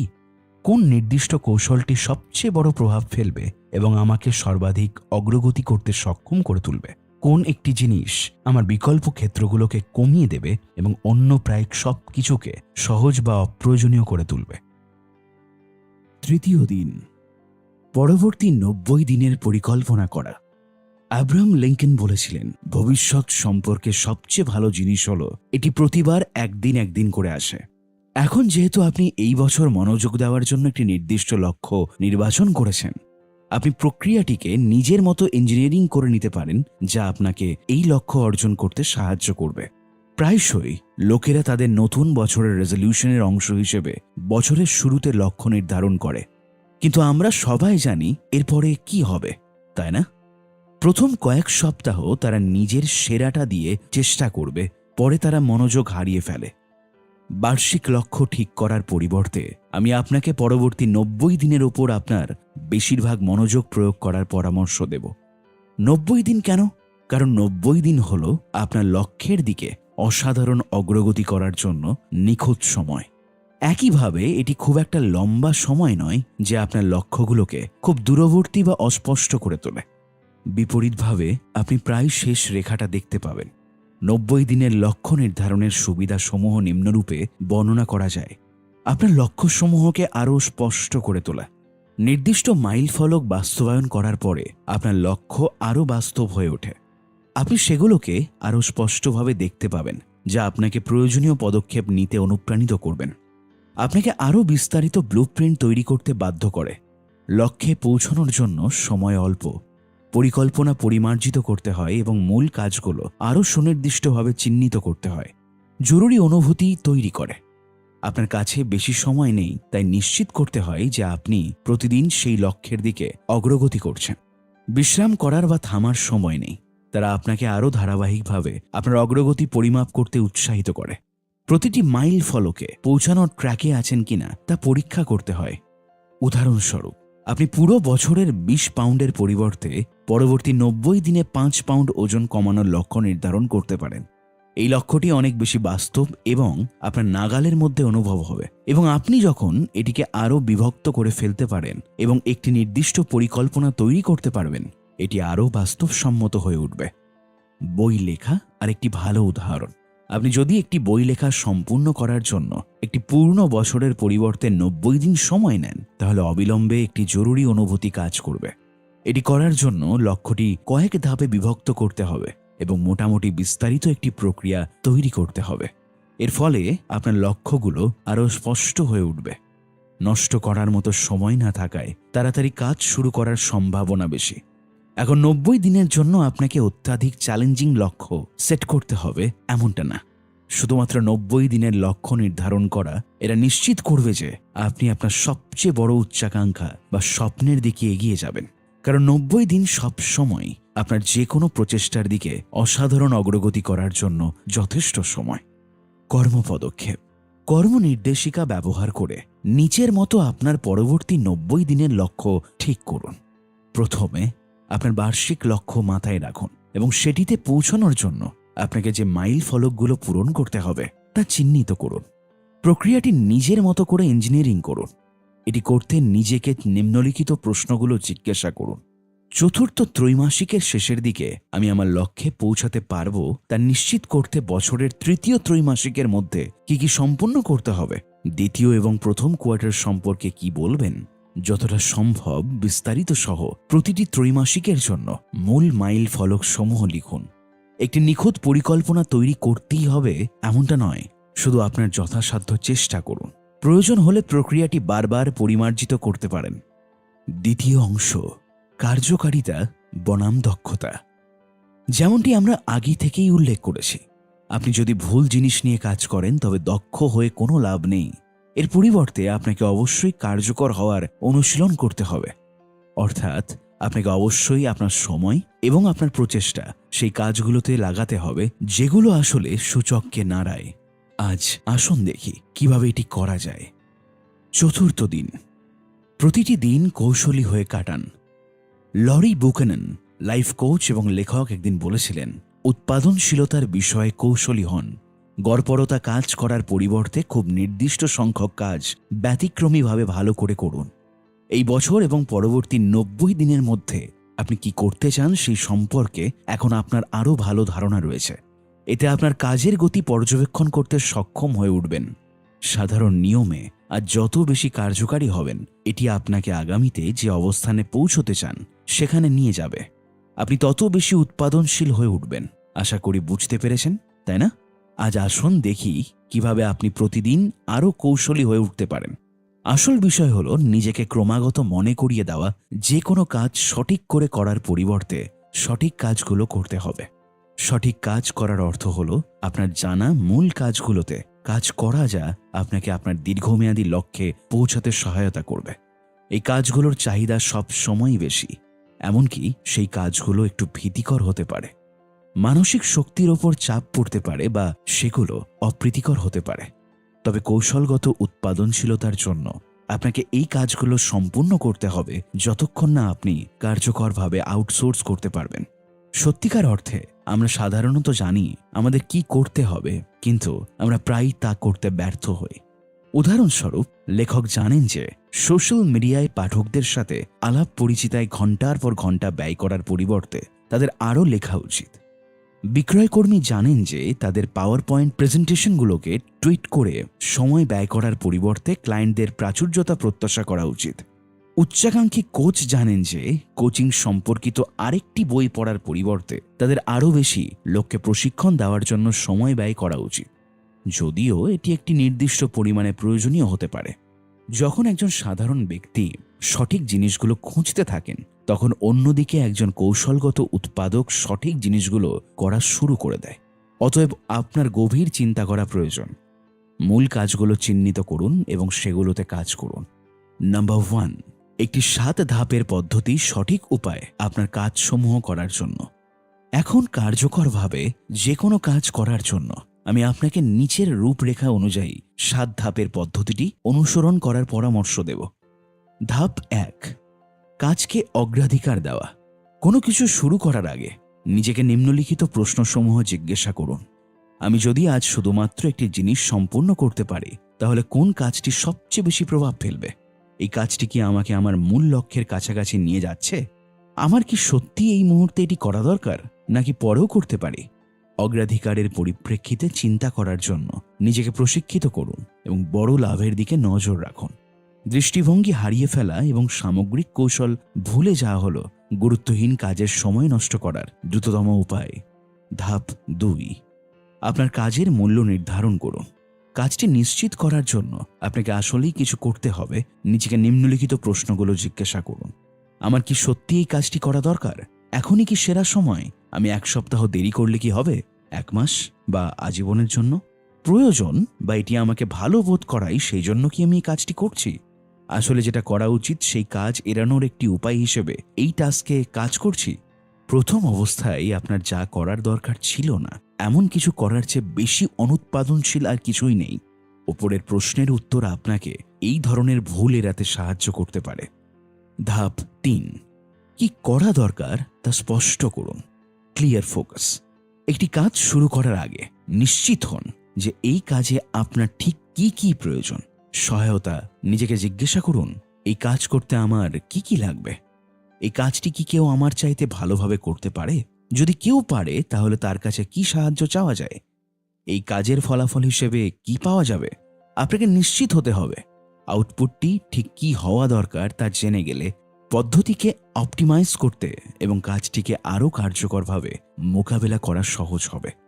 ধাপ 4, কাজটি করতে নিজের মধ্যে যে ধরনের ব্যক্তিত্ব তৈরি করতে হবে তা তৈরি করতে চেষ্টা করুন। আপনার শক্তিশালী দিকও যেমন আছে, তেমন দুর্বলতার দিকও আছে। যদি সম্ভব হয় অন্য কেউ যে ওই কাজে আপনার চেয়ে ভালো, দ্রুত বা আরও সস্তায় কাজ করতে পারে, তা কাজটি অর্পণ করার চেষ্টা করুন। এটি করার জন্য নিজেকে নিম্নলিখিত প্রশ্নগুলো জিজ্ঞাসা করুন। এই কাজ কি আমার সময়ের সবথেকে সঠিক মূল্য দেবে? অন্য কেউ কি এটা আমার চেয়ে ভালো করতে পারে? যদি তাই হয়, আমি কি সাহায্য চাইতে পারি? আমি যদি এই কাজটি না করি বা স্থগিত করি, তাহলে কি হবে? আমি কি এই টাস্কের কাজ উপভোগ করছি? এটা কি আমাকে অনুপ্রাণিত করছে? অল্প অল্প করে আপনি যা কিছুতে পারদর্শী নন সেগুলোকে আউটসোর্স করার অভ্যাস গড়ে তুলুন। এবং শুধুমাত্র উচ্চ মূল্যবান কাজগুলোতে মনোযোগ দিন, যেখানে আপনি শ্রেষ্ঠত্ব অর্জন করতে পারবেন। আপনার সময় অর্থের চেয়ে বেশি মূল্যবান, সুতরাং সময় বাঁচাতে অর্থ ব্যবহার করতে শিখুন। ধাপ 5, একটি কাজ মোকাবেলা করার সবচেয়ে কার্যকর উপায় খুঁজুন। আব্রাহাম লিঙ্কন যেমন বলেছিলেন, আমাকে একটি গাছ কাটার জন্য 6 ঘন্টার সময় দেওয়া হলে আমি প্রথম 4 ঘন্টা কুড়াল ধারালো করতে ব্যয় করব। কাজে নেমে পড়ার আগে সর্বোত্তম উপায় বিবেচনা করার জন্য মাত্র কয়েক মিনিট সময় নিলে তা দীর্ঘমেয়াদে আপনার অনেক সময় বাঁচিয়ে দিতে পারে। নিজেকে নিম্নলিখিত প্রশ্ন জিজ্ঞাসা করুন: আমি কোন সরঞ্জাম ব্যবহার করতে পারি? আমি কি অন্যদের জিজ্ঞাসা করব বা অন্য কোনো পদ্ধতি অবলম্বন করব, নাকি দক্ষতার সাথে ও কার্যকরভাবে কাজটি সম্পূর্ণ করার জন্য নিজের উপর নির্ভর করতে পারি? ভবিষ্যতে এই কাজটি দ্রুত সম্পন্ন করতে সহায়তা পাওয়ার জন্য কোন দক্ষতা আয়ত্ত করা উচিত? উদাহরণস্বরূপ, ধরা যাক অফিস থেকে আপনাকে একটি প্রেজেন্টেশন তৈরি করতে বলা হয়েছে। গোড়া থেকে তৈরি করার পরিবর্তে আপনি কেন পূর্ববর্তী প্রেজেন্টেশনের উপকরণগুলো পুনরায় ব্যবহার বা সংশোধন করবেন না? সর্বদা ডিফল্ট টেমপ্লেট পদ্ধতি বা জ্ঞান ব্যবহার করার ঝোঁক রাখুন। বুদ্ধিমান হয়ে উঠুন। আপনি যা করতে চান সেটা শেষমেশ চাকা পুনরায় আবিষ্কার করার মতো, তাই না? সংক্ষেপে বলতে গেলে, কোনো কাজে নেমে পড়ার আগে কাজটি করার সম্ভাব্য সর্বোত্তম উপায় বের করতে কয়েক মিনিট সময় নিন। এই একটি অভ্যাস আপনার যাত্রাপথের অনেক সময় এবং প্রচেষ্টা বাঁচিয়ে দিতে পারে। ধাপ 6, অন্যান্য অনুরূপ কাজের সাথে সমন্বয় করে ব্যাচ তৈরি করুন। কিছু কাজ অন্য কাজের সাথে একত্রিত করা যেতে পারে, যার জন্য একই ধরনের প্রচেষ্টা বা প্রস্তুতি প্রয়োজন। উদাহরণস্বরূপ, অনেক ইউটিউবার প্রতিদিন একটি একটি করে ভিডিও তৈরি করার বিপরীতে ভিডিও রেকর্ড করার জন্য সপ্তাহে একটি দিন বা এমনকি পুরো একটি মাস ঠিক করে রাখে। এটি সেটআপের সময় হ্রাস করে এবং প্রক্রিয়াটিকে আরও দক্ষ করে তোলে। নিজেকে জিজ্ঞাসা করুন, আমি কি আমার উৎপাদনশীলতা বাড়ানোর জন্য অন্যান্য অনুরূপ কাজের সাথে এই কাজটির ব্যাচ করতে পারি? ধাপ 7, কাজ স্বয়ংক্রিয় করার চেষ্টা করুন। সবশেষে আপনার কাজটি স্বয়ংক্রিয় করার উপায় সন্ধান করা উচিত, বিশেষত যদি এটি পুনরাবৃত্তিমূলক হয়। নিজেকে জিজ্ঞাসা করুন, আমি কি প্রতিবার একই বা অনুরূপ কাজগুলো করার সময় পুনরায় ব্যবহার করার জন্য টেমপ্লেট তৈরি করতে পারি? উদাহরণস্বরূপ, আপনি নির্দিষ্ট ইমেল, উপস্থাপনা প্রেজেন্টেশন বা নথিগুলোর জন্য টেমপ্লেট ডিজাইন করতে পারেন যা বারবার আপনার কাজে লাগে। আমি কি একটি চেকলিস্ট তৈরি করতে পারি? চেকলিস্ট অনুসরণ নির্দিষ্ট পদক্ষেপসমূহ সরবরাহ করে। এতে করে যে কোনো পদক্ষেপ ভুলে যাওয়ার বা বিভ্রান্ত হওয়ার সম্ভাবনা কম হয়ে যায়। এই 7 ধাপের পদ্ধতিটি নিয়মিতভাবে অনুশীলন করুন যতক্ষণ না আপনি আপনার সময়কে এর চেয়ে আরও কৌশলগতভাবে ব্যবহার করতে সক্ষম হচ্ছেন। কর্মপদক্ষেপ: আপনার কর্ম নির্দেশিকায় অন্তর্ভুক্ত 7 ধাপের পদ্ধতিটি প্রিন্ট করুন। প্রতিদিন অন্তত একটি কাজ এই পদ্ধতি অনুসরণ করে করার চেষ্টা করুন। আত্মস্থ না করা পর্যন্ত আরও বিভিন্ন কাজে 7 ধাপের পদ্ধতিটি অনুশীলন করুন। নাম্বার 2, সিইও কর্মচারী ফ্রেমওয়ার্ক। দিনে দিনে আরও কৌশলী হতে সাহায্য করার আরেকটি টুল হলো, আমি বলি, সিইও কর্মচারী ফ্রেমওয়ার্ক, অর্থাৎ এমপ্লয়িজ ফ্রেমওয়ার্ক। কৌশলগত চিন্তাভাবনা বাড়াতে এবং আপনার উৎপাদনশীলতা বাড়াতে এই কাঠামোটি একদিনেই নিজেকে বিভিন্ন ভূমিকা বা রোল প্রদান করে। এটিকে সহজ ভাষায় ব্যাখ্যা করা যায় এইভাবে: সিইও দিনের পরিকল্পনা করেন, সিওও সিস্টেমটি উন্নত করার উপায় অনুসন্ধান করতে থাকে এবং কর্মচারী কোনো রকম চিন্তা না করেই কাজ সম্পাদন করে। এই ফ্রেমওয়ার্ক ব্যবহারের সুবিধাগুলো নিম্নরূপ: ঘর্ষণ অপসারণ করা। প্রতিদিন নির্দিষ্ট কাজের সময়সূচি তৈরি করার মাধ্যমে বিভ্রান্ত হওয়ার ঝুঁকি কমে যায় ও সহজে একটি কাজ থেকে পরবর্তী কাজে যাওয়া যায়। আত্মদ্বিধা কমে যায়। এটি পূর্ববর্তী পয়েন্টের উপর ভিত্তি করে হয়। যেহেতু আপনি ইতিমধ্যেই সিদ্ধান্ত নিয়েছেন যে সারাদিন কি কাজে মনোযোগ দেবেন, তাই আপনার পদ্ধতিকে প্রশ্নবিদ্ধ করার সম্ভাবনা কম। সাথে আপনি সম্পর্কহীন কাজগুলো ছাঁটাই করতে সক্ষম হবেন, ফলে বিভ্রান্ত হওয়ার সম্ভাবনাও অনেক কম। অন্য কথায়, কোনো ধরনের অজুহাত আপনার মনে ঠাঁই পাবে না। কৌশলগত চিন্তা করার ক্ষমতা বৃদ্ধি পায়। গোটা দিনের পরিকল্পনা করার জন্য প্রতিদিন সকালে সময় নিলে আপনি কৌশলগতভাবে চিন্তা করতে আরও পারদর্শী হয়ে উঠবেন। ফলস্বরূপ আপনার নেওয়া প্রতিটি পদক্ষেপ আরও কার্যকর হবে। আত্মপ্রতিফলন উন্নত হয়। গোটা দিনের প্রতিফলন পাওয়ার জন্য কয়েক মিনিট উৎসর্গ করার মাধ্যমে আপনি আরও আত্মসচেতন হয়ে উঠবেন। নিজের সম্পর্কে এবং আপনার কাজ করার পদ্ধতি সম্পর্কে জানার মাধ্যমে আপনি আপনার কাজকে অপটিমাইজ করতে পারবেন এবং আপনার উৎপাদনশীলতা কয়েক গুণ হারে বাড়তে সক্ষম হবে। এখন আসুন সংক্ষেপে দেখি কিভাবে আপনি আজকে সিইও বা আপনার এমপ্লয়িজ ফ্রেমওয়ার্ক ব্যবহার শুরু করতে পারেন। এই কাঠামোটি ব্যবহার করার জন্য আপনাকে অবশ্যই প্রতিদিন সকালে গোটা দিনের পরিকল্পনা করতে হবে সিইও হিসেবে, এবং পরিকল্পনা অনুযায়ী কাজ করার সময় আপনি নিজেকে কর্মচারী হিসেবে ভাববেন। ফলস্বরূপ আপনার জানা উচিত আপনি যে নির্দিষ্ট কাজগুলো করবেন কেন আপনাকে সেগুলো করতে হবে, অর্থাৎ এটি কিভাবে আপনার সামগ্রিক কৌশলের সাথে খাপ খাবে এবং সর্বাধিক কার্যকারিতা লাভের জন্য আপনি কিভাবে সেগুলো সম্পন্ন করবেন। কর্মচারী হিসেবে নিজেকে মনে করে নিলে আপনার জন্য কাজগুলো সম্পন্ন করা সহজ হয়ে যাবে। যদি একটি নির্দিষ্ট কাজ সম্পূর্ণ করার ক্ষেত্রে আপনার ক্ষমতা বা অনুপ্রেরণা নিয়ে সন্দেহ জাগে, তবে এটি নোট করুন বা অন্য কাজের সাথে প্রাসঙ্গিক হলে এটি বাদ দিয়ে অন্যগুলো নিয়ে সামঞ্জস্য করুন। তারপর দিনের শেষে আপনার গোটা দিনটি কেমন গেল তা মূল্যায়ন করুন। সিইও হিসেবে কি কি জিনিস ভালো হয়েছে এবং কোন কোন বিষয়গুলো উন্নত করা যেতে পারে তা নির্ধারণ করুন। সম্ভবত হতে পারে একটি কাজ সম্পূর্ণ করার জন্য প্রয়োজনীয় সময়ের ভুল ধারণা করেছেন, হয়তো কাজটি সম্পন্ন করতে অনুমানের চেয়ে বেশি বা কম সময় লেগেছে, বা সম্ভবত আপনি একটি সাবঅপটিমাল উপায়ে একটি টাস্কের কাজ সম্পন্ন করেছেন, অথবা সম্ভবত বেশি সময় ব্যয় করে ফেলেছেন।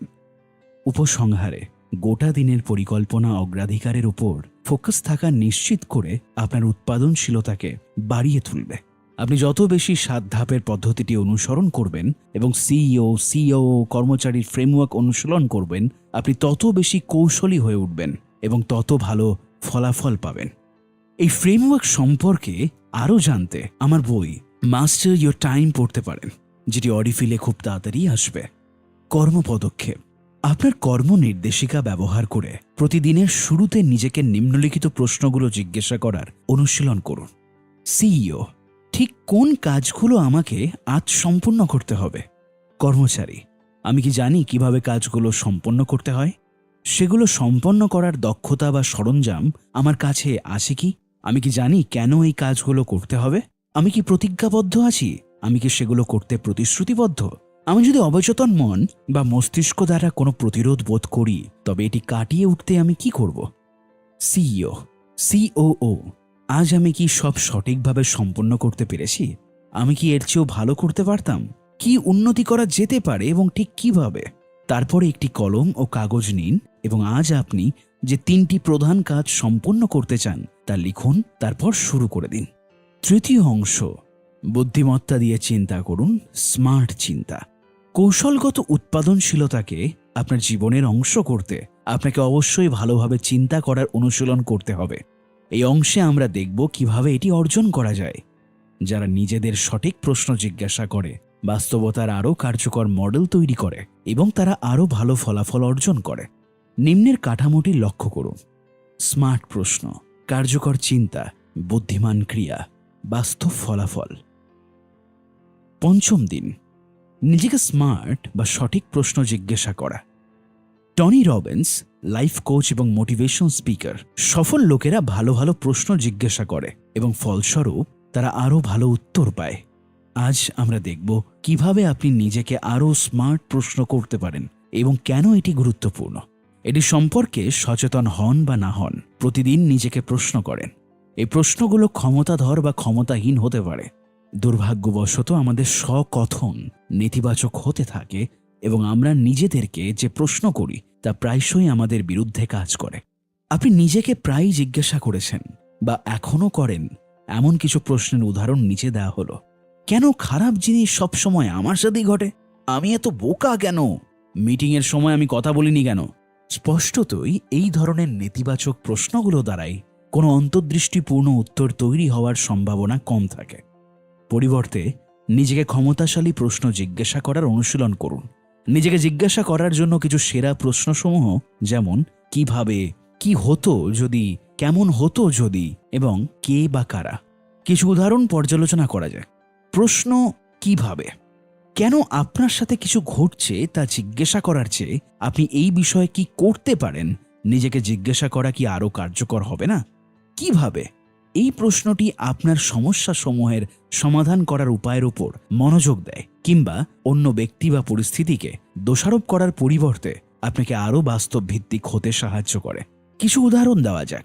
ভবিষ্যতে ঘটতে পারে এমন যে কোনো পরিস্থিতি কিভাবে প্রতিরোধ করতে পারি, আমি কিভাবে আরও বুদ্ধিমান স্মার্ট হতে পারি বা আমার কর্মক্ষমতা আরও উন্নত করতে পারি, কিভাবে কোনো মিটিং চলাকালীন সময়ে নিজেকে উপস্থাপন করতে পারি। এই ধরনের প্রশ্ন আপনাকে নতুন ধারণা চিন্তা করতে এবং সমাধান বিকাশ করতে সাহায্য করে। আরও কিছু উদাহরণ। আমি কিভাবে দ্রুত নির্দিষ্ট লক্ষ্য অর্জন করতে পারি, কাজের চাপ কমিয়ে আমি কিভাবে দ্বিগুণ অর্জন লাভ করতে পারি, কিভাবে আগামী 6 মাসের মধ্যে বিক্রয় দ্বিগুণ করতে পারি। মনে রাখবেন যে আপনার প্রশ্নগুলো যত বেশি নির্দিষ্ট হবে, আপনি তত বেশি বিশদ সমাধান তৈরি করতে সক্ষম হবেন। আপনার প্রশ্নগুলো যত বিস্তৃত হবে, আপনি তত বেশি সৃজনশীল ধারণা তৈরি করতে পারবেন।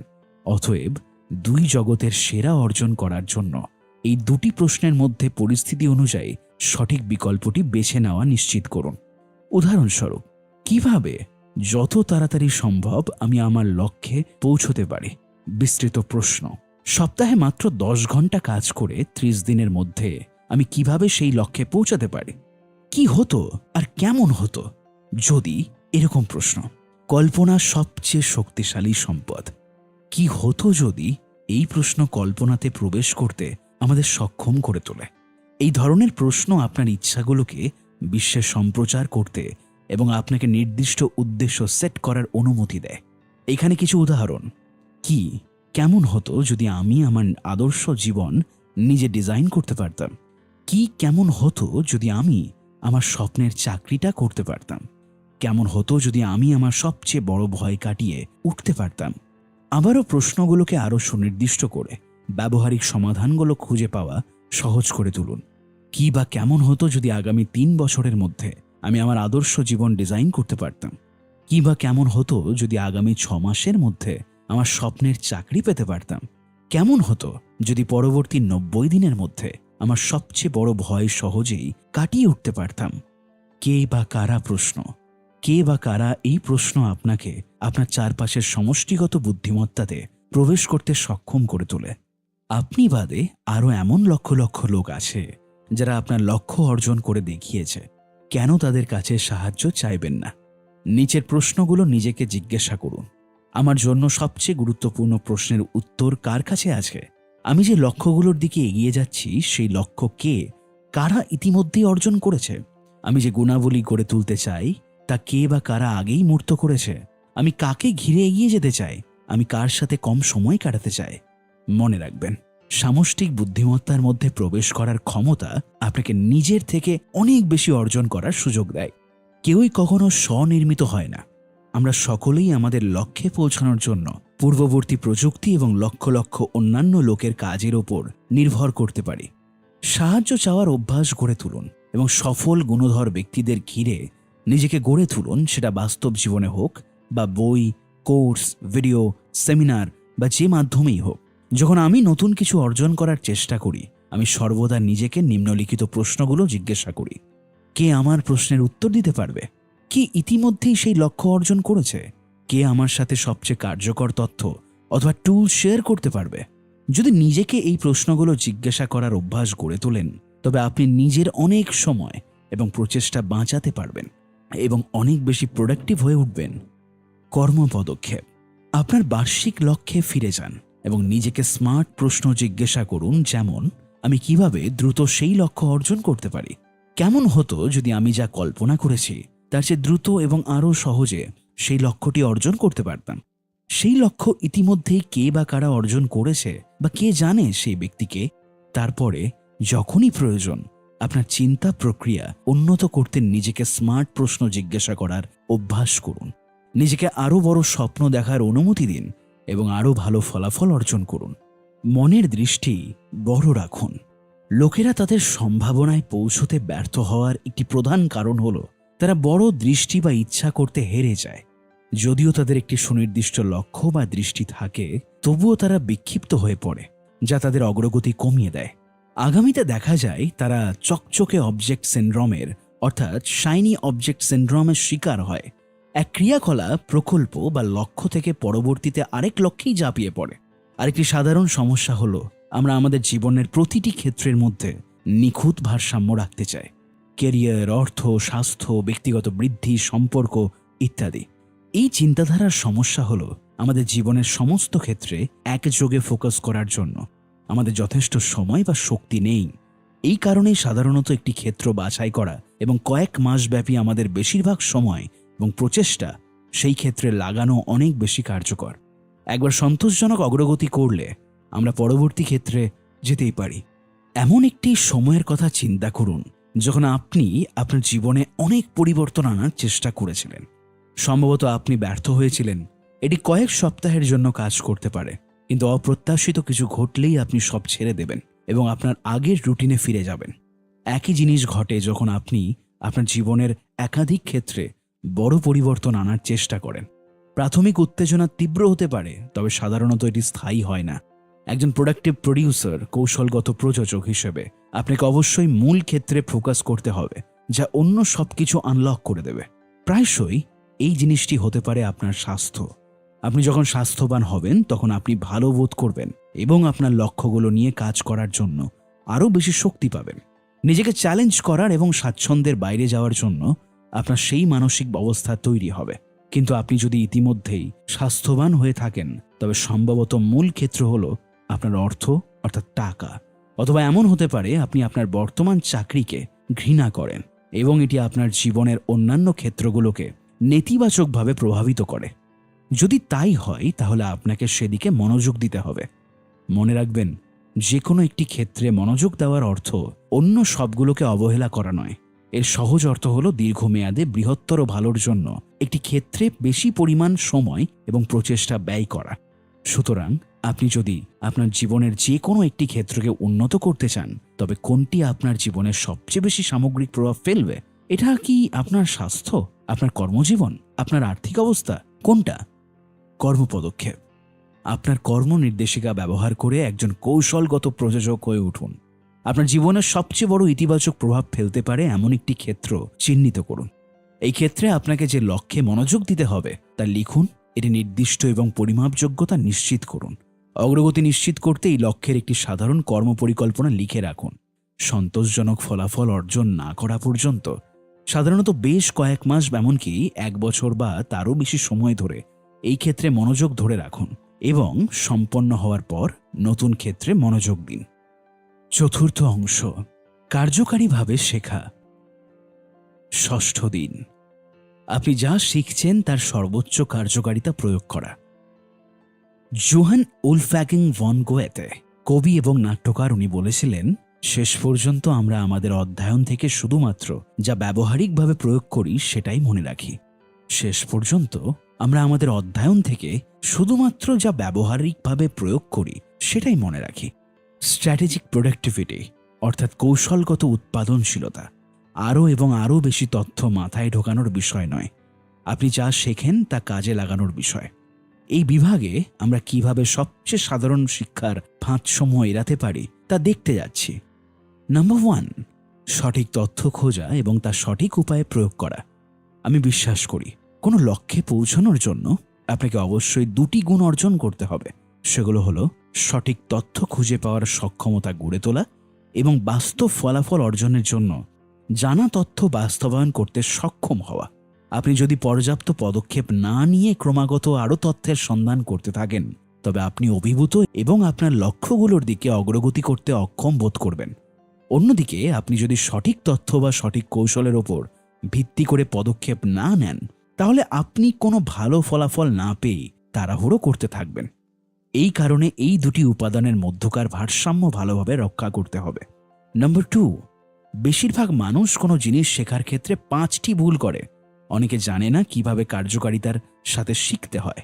ক্রমাগত পরিবর্তনশীল বিশ্বে নতুন পরিবেশ বা পরিস্থিতির সাথে শেখার এবং মানিয়ে নেওয়ার ক্ষমতা আপনার সাফল্যের জন্য গুরুত্বপূর্ণ।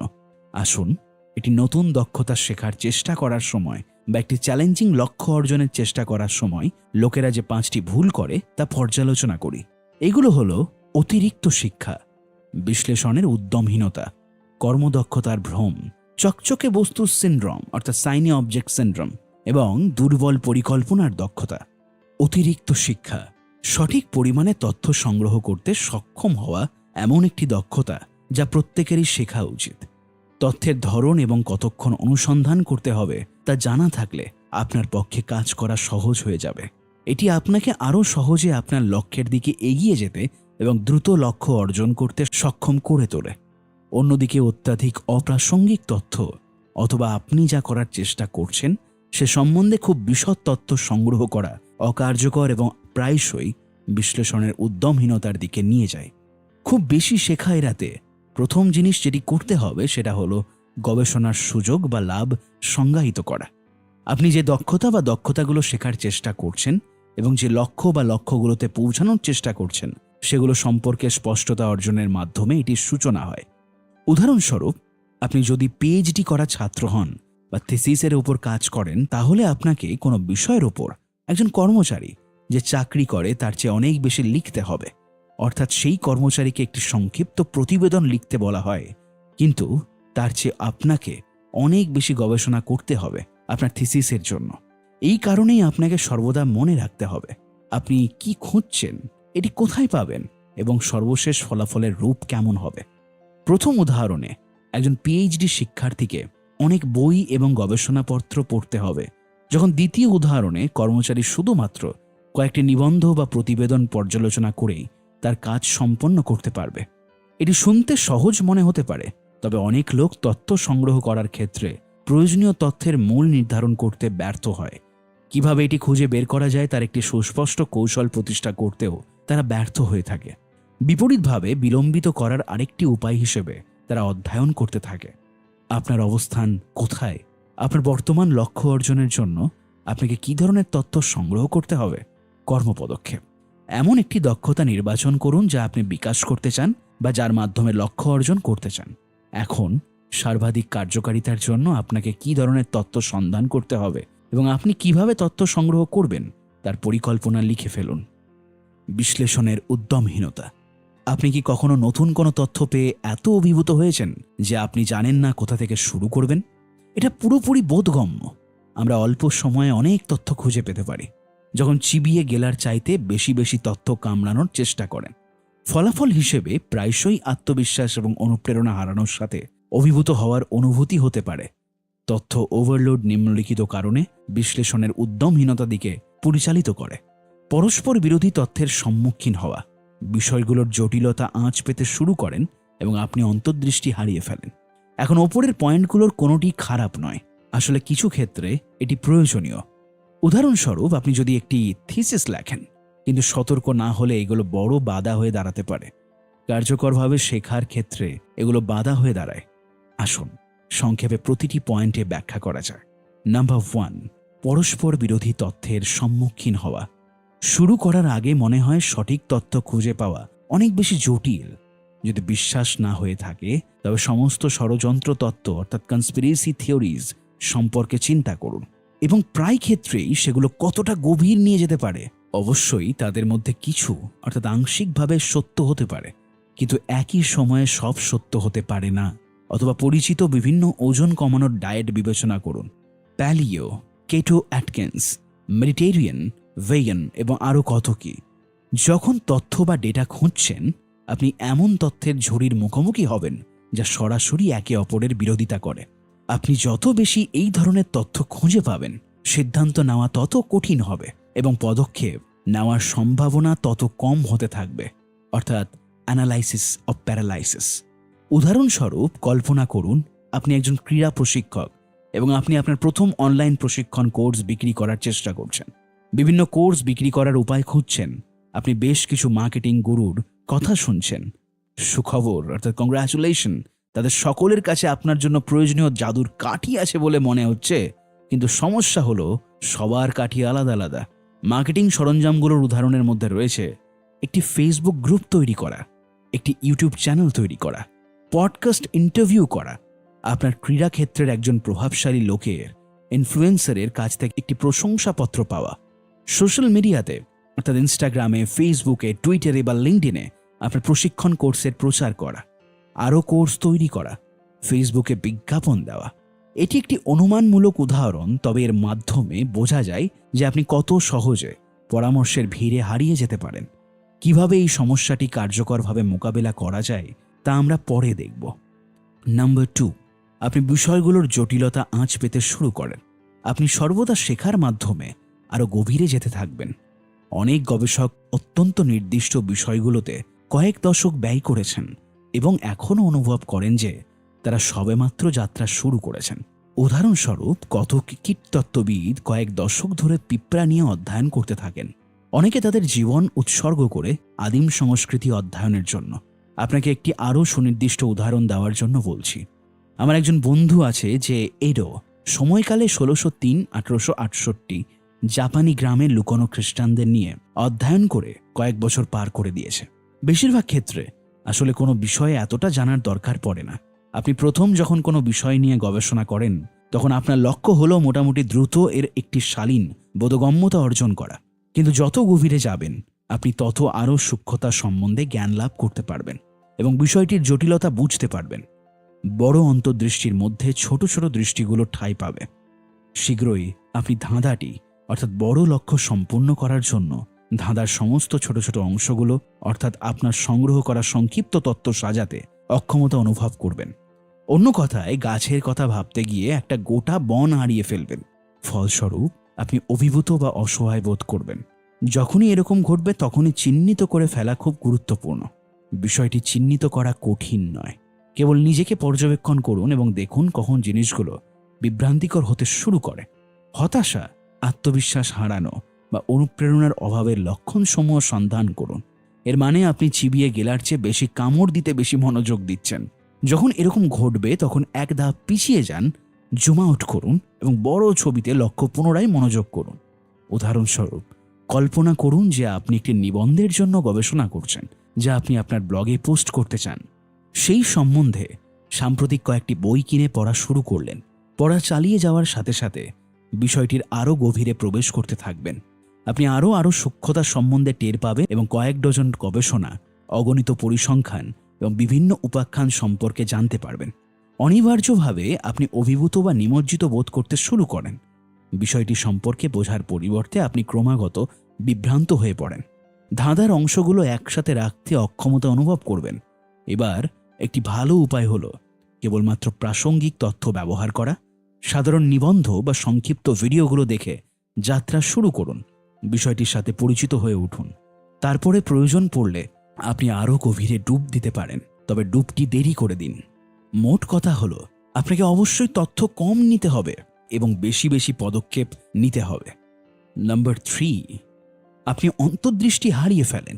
অত্যাধিক তথ্য মাথায় ঢোকানোর চেষ্টা করলে সামগ্রিক চিত্রের দৃষ্টিশক্তি হারানোর ঝুঁকি তৈরি হয়। বেশি বিশদভাবে তথ্য নেওয়া শুরু করলে অপ্রয়োজনীয় তথ্য মুছে ফেলা এবং যা প্রয়োজন তা ধরে রাখা আরো কঠিন হয়ে যাবে। এর ফলে মন ঝাপসা হয়ে যায় এবং আপনি শেষ পর্যন্ত বিভ্রান্ত হয়ে পড়েন। কর্মদক্ষতার ভ্রম। অধ্যয়ন করার সময় অনেকের আরেকটি সমস্যা তৈরি হয়, যাকে কর্মদক্ষতার ভ্রম হিসেবে উল্লেখ করা যায়। সহজ করে বললে, আপনি বিশ্বাস করে ফেলেন যে আপনি কোনো জিনিস বা দক্ষতা শিখছেন, যদিও বাস্তবে আপনি তা শিখতে পারেননি। কিছু করার জন্য ঘন্টার পর ঘন্টা ব্যয় করার অর্থ এই নয় যে আসলেই আপনি উন্নতি করছেন। বছরের পর বছর ধরে প্রতি রবিবার আপনি আপনার বন্ধুদের সাথে টেনিস খেলতে পারেন, কিন্তু আপনি আপনার খেলার উন্নতির জন্য একটি স্পষ্ট উদ্দেশ্য সেট না করেন, যেমন একজন কোচ নিয়োগ না করেন, তাহলে আপনি সম্ভবত কখনোই উন্নতি করতে পারবেন না। যখনই আপনি কিছু শিখবেন বা লক্ষ্য অর্জনের জন্য কাজ করবেন, নিজের সাথে সৎ থাকুন। আপনি কি আসলেই উন্নতি করছেন? দ্রুত অগ্রগতি করতে পারার কোনো উপায় আছে? আপনি যখন সৎ থাকবেন, বুঝতে পারবেন কোনটি কার্যকারী, কিন্তু সৎ না থাকতে পারলে যেটি সহজ সেটি বেছে নেওয়ার প্রবণতা তৈরি হবে। যদি অন্য কারোর চেয়ে দ্রুত শিখতে চান, তাহলে আপনাকে অবশ্যই কঠিন ও কার্যকর পদক্ষেপগুলো বেছে নিতে হবে। শাইনি অবজেক্ট সিনড্রোম, চকচকে বস্তুর সিনড্রোম। আপনি কি এক কাজ থেকে অন্য কাজে ঝাঁপিয়ে পড়েন? আপনি কি কোনো লাভ বা শিক্ষা অর্জন ছাড়াই বইয়ের পর বই কিনে চলেছেন বা ভিডিওর পর ভিডিও দেখে চলেছেন? যদি তাই হয়, আপনি সম্ভবত শাইনি অবজেক্ট সিনড্রোমের শিকার। চকচকে অবজেক্ট সিনড্রোম বিকাশের সহজ অর্থ হল বাস্তব ফলাফল অর্জনের জন্য কোনো কিছু দীর্ঘ সময় ধরে চালানো। আপনার পক্ষে সম্ভব হয়ে উঠছে না বা অসুবিধা হচ্ছে, তার পরিবর্তে আপনি একটি বাচ্চার মতো এক জিনিস থেকে অন্য জিনিসে ঝাঁপিয়ে পড়ছেন। মনে হয় যেন ক্রিসমাসের দিনে নতুন নতুন খেলনা পেয়েছেন। মানুষ তাদের লক্ষ্যে ব্যর্থ হয় বা জীবনের প্রধান লক্ষ্যগুলোর মধ্যে কোনটি অর্জন করতে ব্যর্থ হয়, এর একটি প্রধান কারণ হল চকচকে অবজেক্ট সিনড্রোম, অর্থাৎ শাইনি অবজেক্ট সিনড্রোম। এটি কাটিয়ে উঠতে শিখুন, তাহলে আপনার উৎপাদনশীলতা অর্থাৎ প্রোডাক্টিভিটি আকাশচুম্বী হবে। দুর্বল পরিকল্পনার দক্ষতা। আরেকটি সমস্যা যার সম্মুখীন আপনি হতে পারেন তা হল শেখার একটি নির্দিষ্ট সময়সূচি এবং কৌশল প্রতিষ্ঠা করতে ব্যর্থ হওয়া।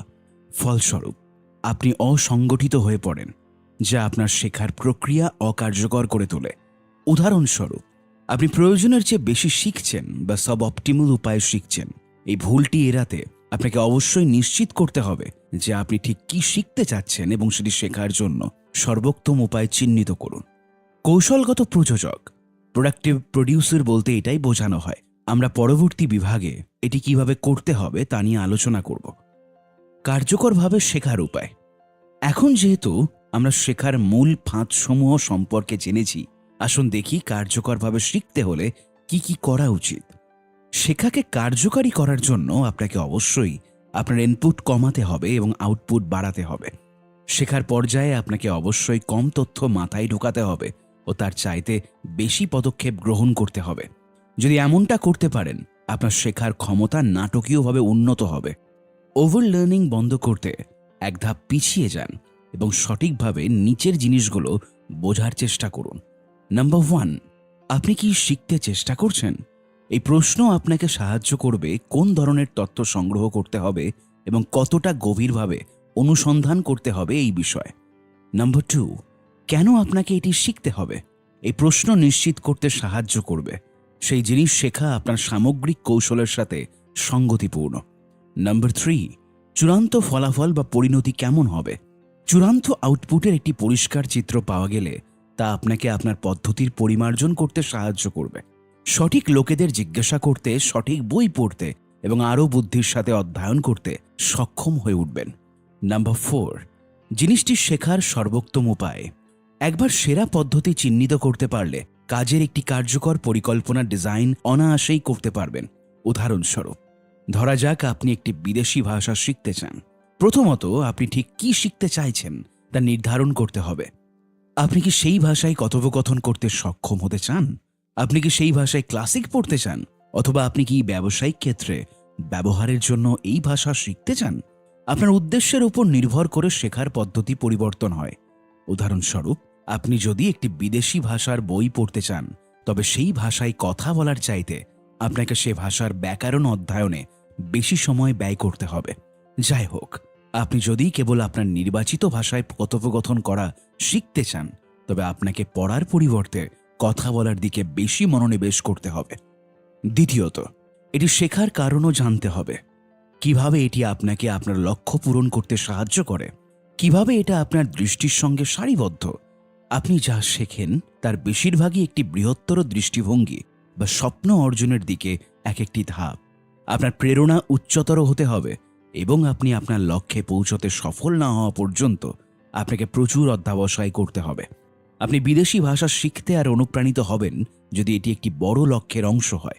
উদাহরণস্বরূপ, আপনি যদি রাশিয়ান ভাষায় সোলজেনিটসন বা দস্তয়েভস্কির কাজ পড়তে আগ্রহী হন, তাহলে আপনি রুশ ভাষায় অধ্যয়ন করতে অনুপ্রাণিত বোধ করবেন।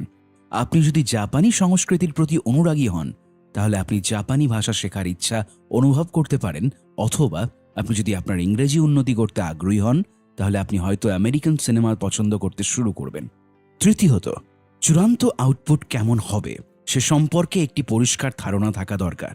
সংক্ষেপে, অবশ্যই এই প্রশ্নের উত্তর দিতে হবে, কেন আমি এটা শিখছি?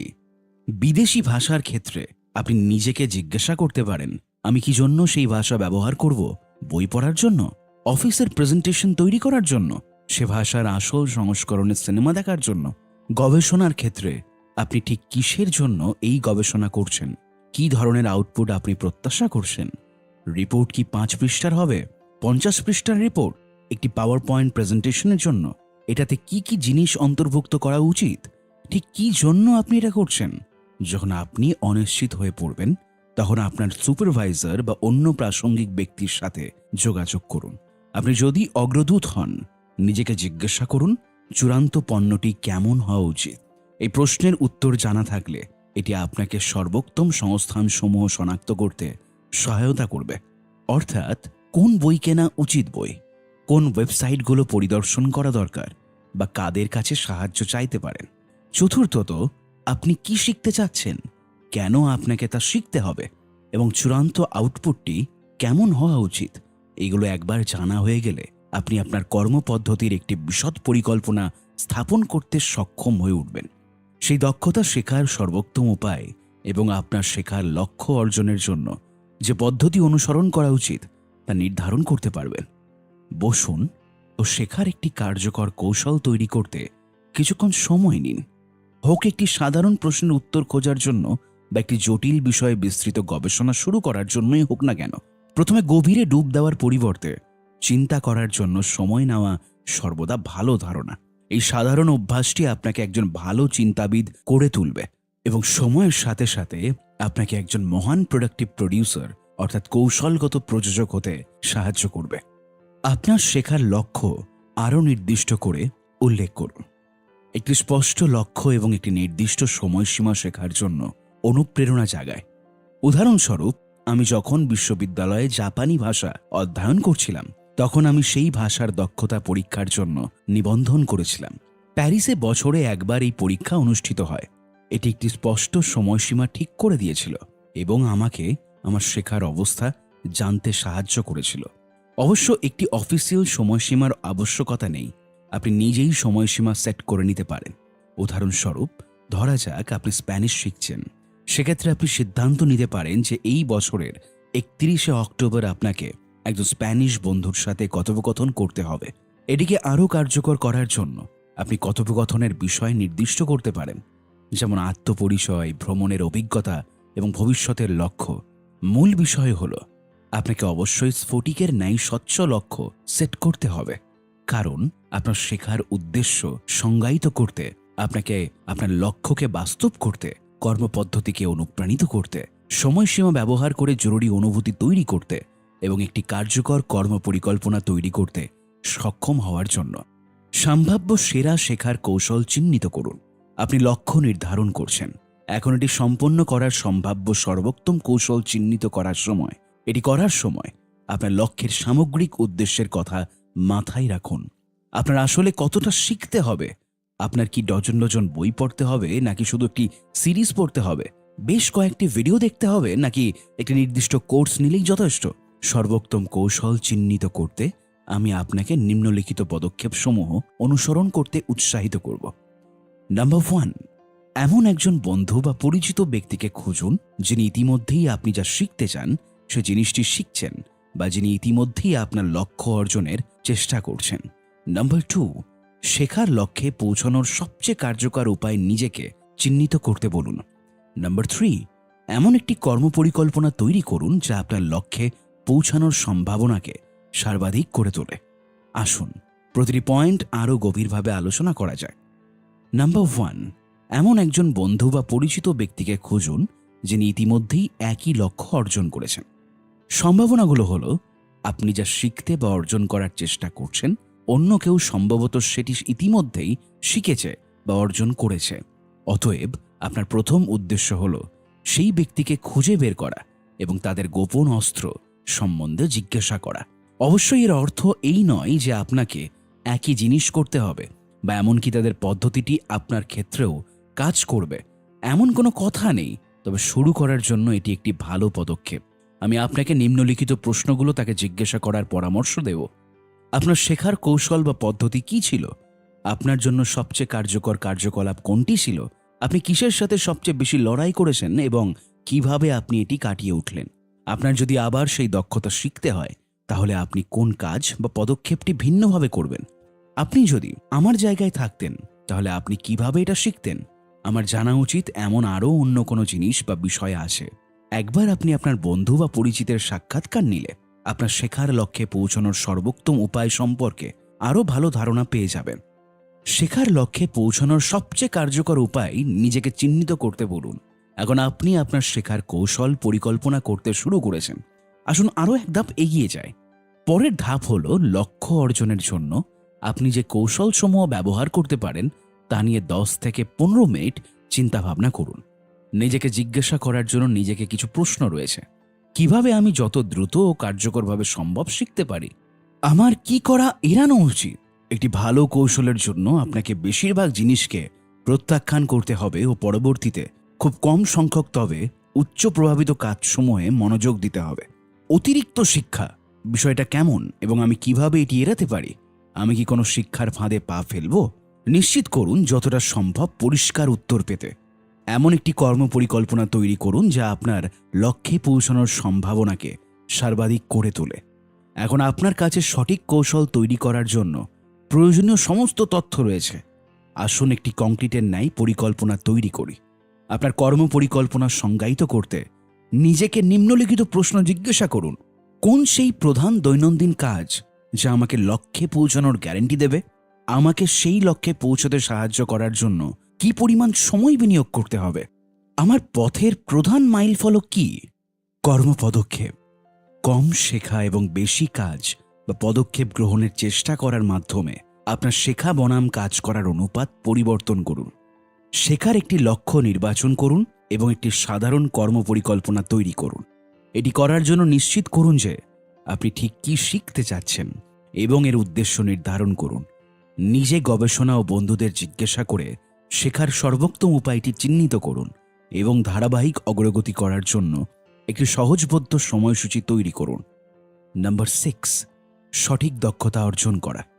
দীর্ঘমেয়াদী লক্ষ্যে পৌঁছানোর জন্য আপনাকে কি কি দক্ষতা অর্জন করতে হবে? নেতৃত্বের দক্ষতা, লেখার দক্ষতা, পাবলিক স্পিকিংয়ের দক্ষতা, এক্সেল স্প্রেডশিটের দক্ষতা এবং সেগুলো অধ্যয়নের অগ্রাধিকার কিভাবে বিচার করা উচিত। সত্যিকারের উৎপাদনশীল হতে আপনাকে অবশ্যই সঠিক দক্ষতা শিখতে হবে।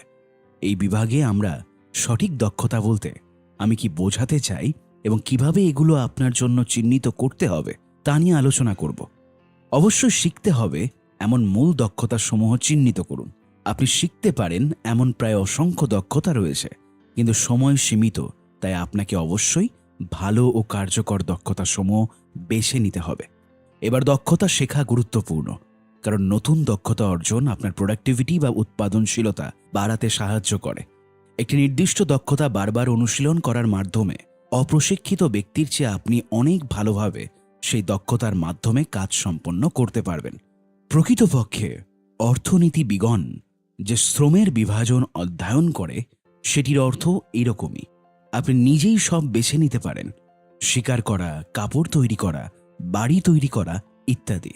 অথবা আপনি যে কাজে বা কাজগুলোতে দক্ষ অর্থাৎ ভালোভাবে করতে পারেন সেগুলো করুন, আর প্রয়োজনীয় বাকি সমস্ত কিছু অন্যদের কাছ থেকে আমদানি করে নিন। কিন্তু কোন সেই প্রধান দক্ষতা যা আপনার শেখা উচিত এবং কেন? এই বিষয়টি কোন কাজ সম্পন্ন করার চেষ্টা করছেন তার উপর উত্তর নির্ভর করে, কিন্তু এই প্রশ্নের উত্তর খুঁজতে সাহায্য করে না, তাই না? সুতরাং কোনো দক্ষতা শেখার শুরু করার আগে আসুন কয়েকটি বিষয় পর্যালোচনা করি। নিচে বর্ণিত গুরুত্বপূর্ণ উপাদানসমূহ বিবেচনায় নেওয়া উচিত। কিভাবে এই দক্ষতা আমাকে দীর্ঘমেয়াদী লক্ষ্যে পৌঁছাতে সাহায্য করবে? আপনার সময় এবং শক্তির মাধ্যমে সত্যিকারের কৌশলগত হয়ে উঠতে আপনাকে অবশ্যই লক্ষ্যে আঘাত করার জন্য প্রয়োজনীয় দক্ষতা তৈরি করতে সময় ও শক্তি ব্যয় করতে হবে। উদাহরণস্বরূপ, আপনি যদি একজন লেখক হতে চান কিন্তু লেখার জন্য কোনো সময় ব্যয় না করেন, তবে আপনি কখনোই আপনার লক্ষ্যে পৌঁছতে পারবেন না। একইভাবে আপনি যদি একজন শিক্ষক হতে চান কিন্তু আপনার যোগাযোগের দক্ষতা কম থাকে, তাহলে আপনি যতই জ্ঞানী হন না কেন, শেখানোর জন্য সংগ্রাম করতে হবে। এখন অর্জন করতে চান এমন একটি প্রধান লক্ষ্য সম্পর্কে চিন্তা করুন। তারপর নিজেকে জিজ্ঞাসা করুন, এই লক্ষ্য অর্জনের সম্ভাবনাকে সর্বাধিক করার জন্য আমার কোন নির্দিষ্ট দক্ষতা বিকাশ বা অর্জন করতে হবে? আপনার কি বিক্রয় দক্ষতা উন্নতি করতে হবে, লেখার দক্ষতা, নেতৃত্বের দক্ষতা, সাংগঠনিক দক্ষতা? সংক্ষেপে, যখন স্ট্র্যাটেজিক প্রোডাক্টিভিটি বা কৌশলগত উৎপাদনশীলতার কথা আসে, আপনাকে অবশ্যই নিশ্চিত করতে হবে যে আপনি আপনার লক্ষ্যে পৌঁছানোর জন্য প্রয়োজনীয় মূল দক্ষতাসমূহ চিহ্নিত করেছেন। তারপরে অবশ্যই এই দক্ষতা অর্জন করতে সক্ষম হয়ে ওঠার জন্য সামঞ্জস্যপূর্ণ অভ্যাস এবং ব্যবহারিক প্রশিক্ষণ ব্যবস্থা প্রয়োগ করতে হবে। কোন দক্ষতায় সবচেয়ে বেশি লিভারেজ পাওয়া যাবে? প্রতিটা দক্ষতাই একই ওজন বা মূল্য বহন করে না। কিছু সংখ্যক দক্ষতা এমন আছে যে সেগুলো অন্যগুলোর চেয়ে বেশি গুরুত্বপূর্ণ। সেগুলোকে আমি মেটা স্কিল নামে সম্বোধন করি। মেটা স্কিল আপনার জীবনের বিভিন্ন ক্ষেত্রে বিস্তৃত হয়ে পড়তে পারে এবং অন্যান্য দক্ষতা অর্জনে সহজ করে তুলতে পারে। উদাহরণস্বরূপ, দ্রুত এবং কার্যকরভাবে শেখার ক্ষমতা হলো একটি মেটা স্কিল। কিভাবে নতুন দক্ষতা বা জ্ঞান অর্জন করতে হয় তা একবার জানা হয়ে গেলে পরবর্তীতে যা কিছুই শিখতে চাইবেন তার উপর ইতিবাচক প্রভাব ফেলবে, এগিয়ে যেতে সাহায্য করবে। মেটা স্কিল সত্যিই খুবই প্রভাবশালী। আমি চাইবো আপনি এমন মেটা স্কিলের কথা ভাবুন যা বিকাশ করার সক্ষমতা আপনার আছে। কিছু উদাহরণ: কি উপায়ে কার্যকরভাবে অধ্যয়ন করতে হয় তা শিখুন। অন্যদের চেয়ে দ্রুত জ্ঞান অর্জন করা আপনাকে জীবনের প্রতিটি ক্ষেত্রে একটি বিশাল প্রতিযোগিতামূলক মুনাফা দেয়। স্পষ্টভাবে যোগাযোগ করা, চিন্তাভাবনা এবং ধারণাসমূহ স্পষ্টভাবে শেয়ার করতে সক্ষম হওয়া আপনার প্রভাবকে বাড়িয়ে তুলবে, তা কর্মক্ষেত্রে হোক বা আপনার ব্যক্তিগত জীবনে। মনোযোগ দিয়ে শোনা, সম্পূর্ণরূপে অস্তিত্বের সহিত উপস্থিত হওয়া এবং মানুষজনদের কথা মনোযোগ সহকারে শোনার ফলে আপনি ব্যক্তিগত এবং পেশাদার উভয় সম্পর্কের মান উন্নত করতে সক্ষম হবেন। আপনার অবস্থান কোথায়? যদি নতুন কোনো দক্ষতা অর্জন বা কোনো দক্ষতা আরও বিকাশ করতে চান, তবে কোনটি আপনার দীর্ঘমেয়াদী উৎপাদনশীলতার উপর সবচেয়ে বেশি প্রভাব ফেলবে? মনে রাখবেন, হাতে গোনা কয়েকটি দক্ষতার বিকাশ নাটকীয়ভাবে আপনার প্রোডাক্টিভিটি বা উৎপাদনশীলতা ও জীবনকে উন্নত করতে পারে। কোন দক্ষতা বাধা হিসেবে কাজ করে? কোন দক্ষতা আপনার শক্তির সর্বোচ্চ মুনাফা দেয়? যখনই আপনি একটি নতুন দক্ষতা অর্জন করতে চান, তখন আসলে আপনি ট্রেড অফ বা বিনিময় করতে থাকেন। অন্য কথায়, যখন একটি দক্ষতা অর্জন করতে চান, তখন একই সময়ে আপনি অন্যান্য দক্ষতা না শেখার সিদ্ধান্ত পরোক্ষভাবে বেছে নেন। এই কারণে আপনাকে কৌশলগত হতে হবে। আপনি যেটিতে পারদর্শী নন সেটিতে কি উন্নতি করা উচিত, অথবা আপনি যেটাতে ইতিমধ্যে পারদর্শী সেটির আরও উন্নতি করার জন্য কি সবসময় প্রচেষ্টা করা উচিত? লক্ষ্যের ওপর নির্ভর করে উত্তর ভিন্ন হতে পারে। সাধারণভাবে আমি বিশ্বাস করি নিজের শক্তিশালী দিকের ওপর মনোযোগ দেওয়া আরও কার্যকর। যাই হোক, কিছু পরিস্থিতিতে দুর্বলতাগুলোর ওপর কাজ করা উচিত হতে পারে। এটি কিভাবে বিচার করবেন তা দেওয়া হলো। কখন শক্তিশালী দিকগুলোর ওপর মনোযোগ দেবেন? যখনই ইতিবাচক ফলাফল ইতিমধ্যেই দেখতে পাবেন, তখনই আপনার শক্তিগুলোর ওপর মনোযোগ রাখুন। আপনি যদি নিশ্চিত না হন যে আপনার শক্তি বা ভালো গুণসমূহ কি কি, সেক্ষেত্রে যেখানে ইতিবাচক ফলাফল বা প্রতিক্রিয়া পাচ্ছেন সেখানে লক্ষ্য করুন।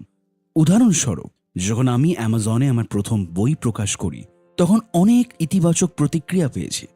ফলস্বরূপ আমি আমার সময়ের একটি বড় অংশ আরও বই লেখার জন্য উৎসর্গ করার সিদ্ধান্ত নিয়েছি।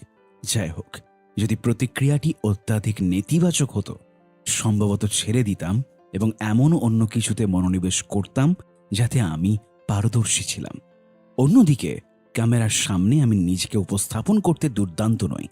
অন্যরা হয়তো এক্ষেত্রে কম পরিশ্রমে অনেক ভালো ফলাফল পেতে পারে, আমি পাইনি। ফলস্বরূপ আমি আমার স্পিকিং বা বক্তৃতা বা দক্ষতা উন্নত করার জন্য খুব বেশি সময় ব্যয় না করার সিদ্ধান্ত নিয়েছি। কখন আপনার দুর্বলতা সমূহের দিকে মনোযোগ দেবেন? যখন আপনার দুর্বলতা সমূহ আপনার এবং সাফল্যের মধ্যে বাধা হয়ে দাঁড়ায়, তখন সেগুলোতে মনোনিবেশ করুন। উদাহরণস্বরূপ, আজ যদি আমি সিদ্ধান্ত নিই যে আমি আমার জনপ্রিয়তা বাড়াতে এবং আমার বই বিক্রি বাড়াতে কয়েক ডজন পডকাস্টে সাক্ষাৎকার দেব, যা আমি বিশ্বাস করি একটি সুন্দর কৌশল, তাহলে আমি আমার যোগাযোগ দক্ষতা উন্নত করতে আরও বেশি সময় ব্যয় করব। অথবা এমন কাউকে কল্পনা করুন যার ভাই মাদকের ওভারডোজের কারণে মারা গেছে এবং সে বাচ্চাদের মাদক থেকে দূরে থাকতে সাহায্য করাকে তার মিশন বানিয়েছে। সে যদি সারা দেশের স্কুল সমূহে তার বার্তা পৌঁছে দেওয়ার সিদ্ধান্ত নেয়, তাহলে তার লজ্জা অথবা দুর্বল যোগাযোগ দক্ষতা কাটিয়ে ওঠার জন্য এটি বোধগম্য হবে। আপনার অবস্থান কোথায়? আপনার এবং সাফল্যের মধ্যে কোনো বাধা আছে কি? যদি তাই হয়, আপনার কি সেগুলো কাটিয়ে ওঠা উচিত? আপনি আপনার দুর্বলতাগুলোতে ফোকাস করতে চাইলে করতে পারেন, যখন সেগুলো আপনার আত্মসম্মানকে নেতিবাচকভাবে প্রভাবিত করে। এই ক্ষেত্রে আপনি যদি কর্মক্ষেত্রে প্রেজেন্টেশন বা উপস্থাপনা করতে চান, কিন্তু দর্শকদের সামনে দাঁড়ানোর সময় ভয় অনুভব করেন, তাহলে আপনার উপস্থাপনা দক্ষতার উপর কাজ করা একটি ভালো সিদ্ধান্ত হতে পারে। এক্সেল সঠিকভাবে ব্যবহার করতে পারেন না, এর জন্য লজ্জিত অনুভব করেন, তাহলে আপনার স্প্রেডশিট দক্ষতা উন্নত করার একটি স্মার্ট বা বুদ্ধিমান পদক্ষেপ হতে পারে। এটাই মোট কথা। আপনার দুর্বলতা সমূহ যখন স্পষ্টভাবে একটি বাধা হয়ে দাঁড়ায় বা যখন আপনার আত্মমূল্যবোধকে প্রভাবিত করে, তখন সেগুলো নিয়ে কাজ করুন। অন্যথায় সেগুলো উপেক্ষা করার কথা বিবেচনা করুন, অথবা যখনই সম্ভব এমন একজনকে খুঁজে বের করুন যেগুলো আপনার হয়ে কাজগুলো করে দেবে বা আউটসোর্সিং করে সাহায্য করবে। কতটি দক্ষতার উপর ফোকাস করা উচিত? আপনার সময় যেমন সীমিত, তেমনি আপনি ঠিক কতটি দক্ষতা অর্জন করতে পারবেন তার সংখ্যাও সীমিত। আমি আপনাকে একই সময়ে 2 বা ততোধিক দক্ষতা শেখার উপর ফোকাস না করার পরামর্শ দেব। মূল্যবান দক্ষতার কিছু উদাহরণ হল কোচিং, সিদ্ধান্ত গ্রহণ, নেতৃত্ব, যৌক্তিক চিন্তা, মার্কেটিং বা বিপণন, প্ররোচনা, পাবলিক স্পিকিং, সেলস, লেখালেখি এবং আরও অনেক কিছু। আবার অর্জন করার জন্য এমন দক্ষতা বেছে নেওয়া নিশ্চিত করুন যে সেগুলো আপনার লক্ষ্যের সাথে সামঞ্জস্যপূর্ণ।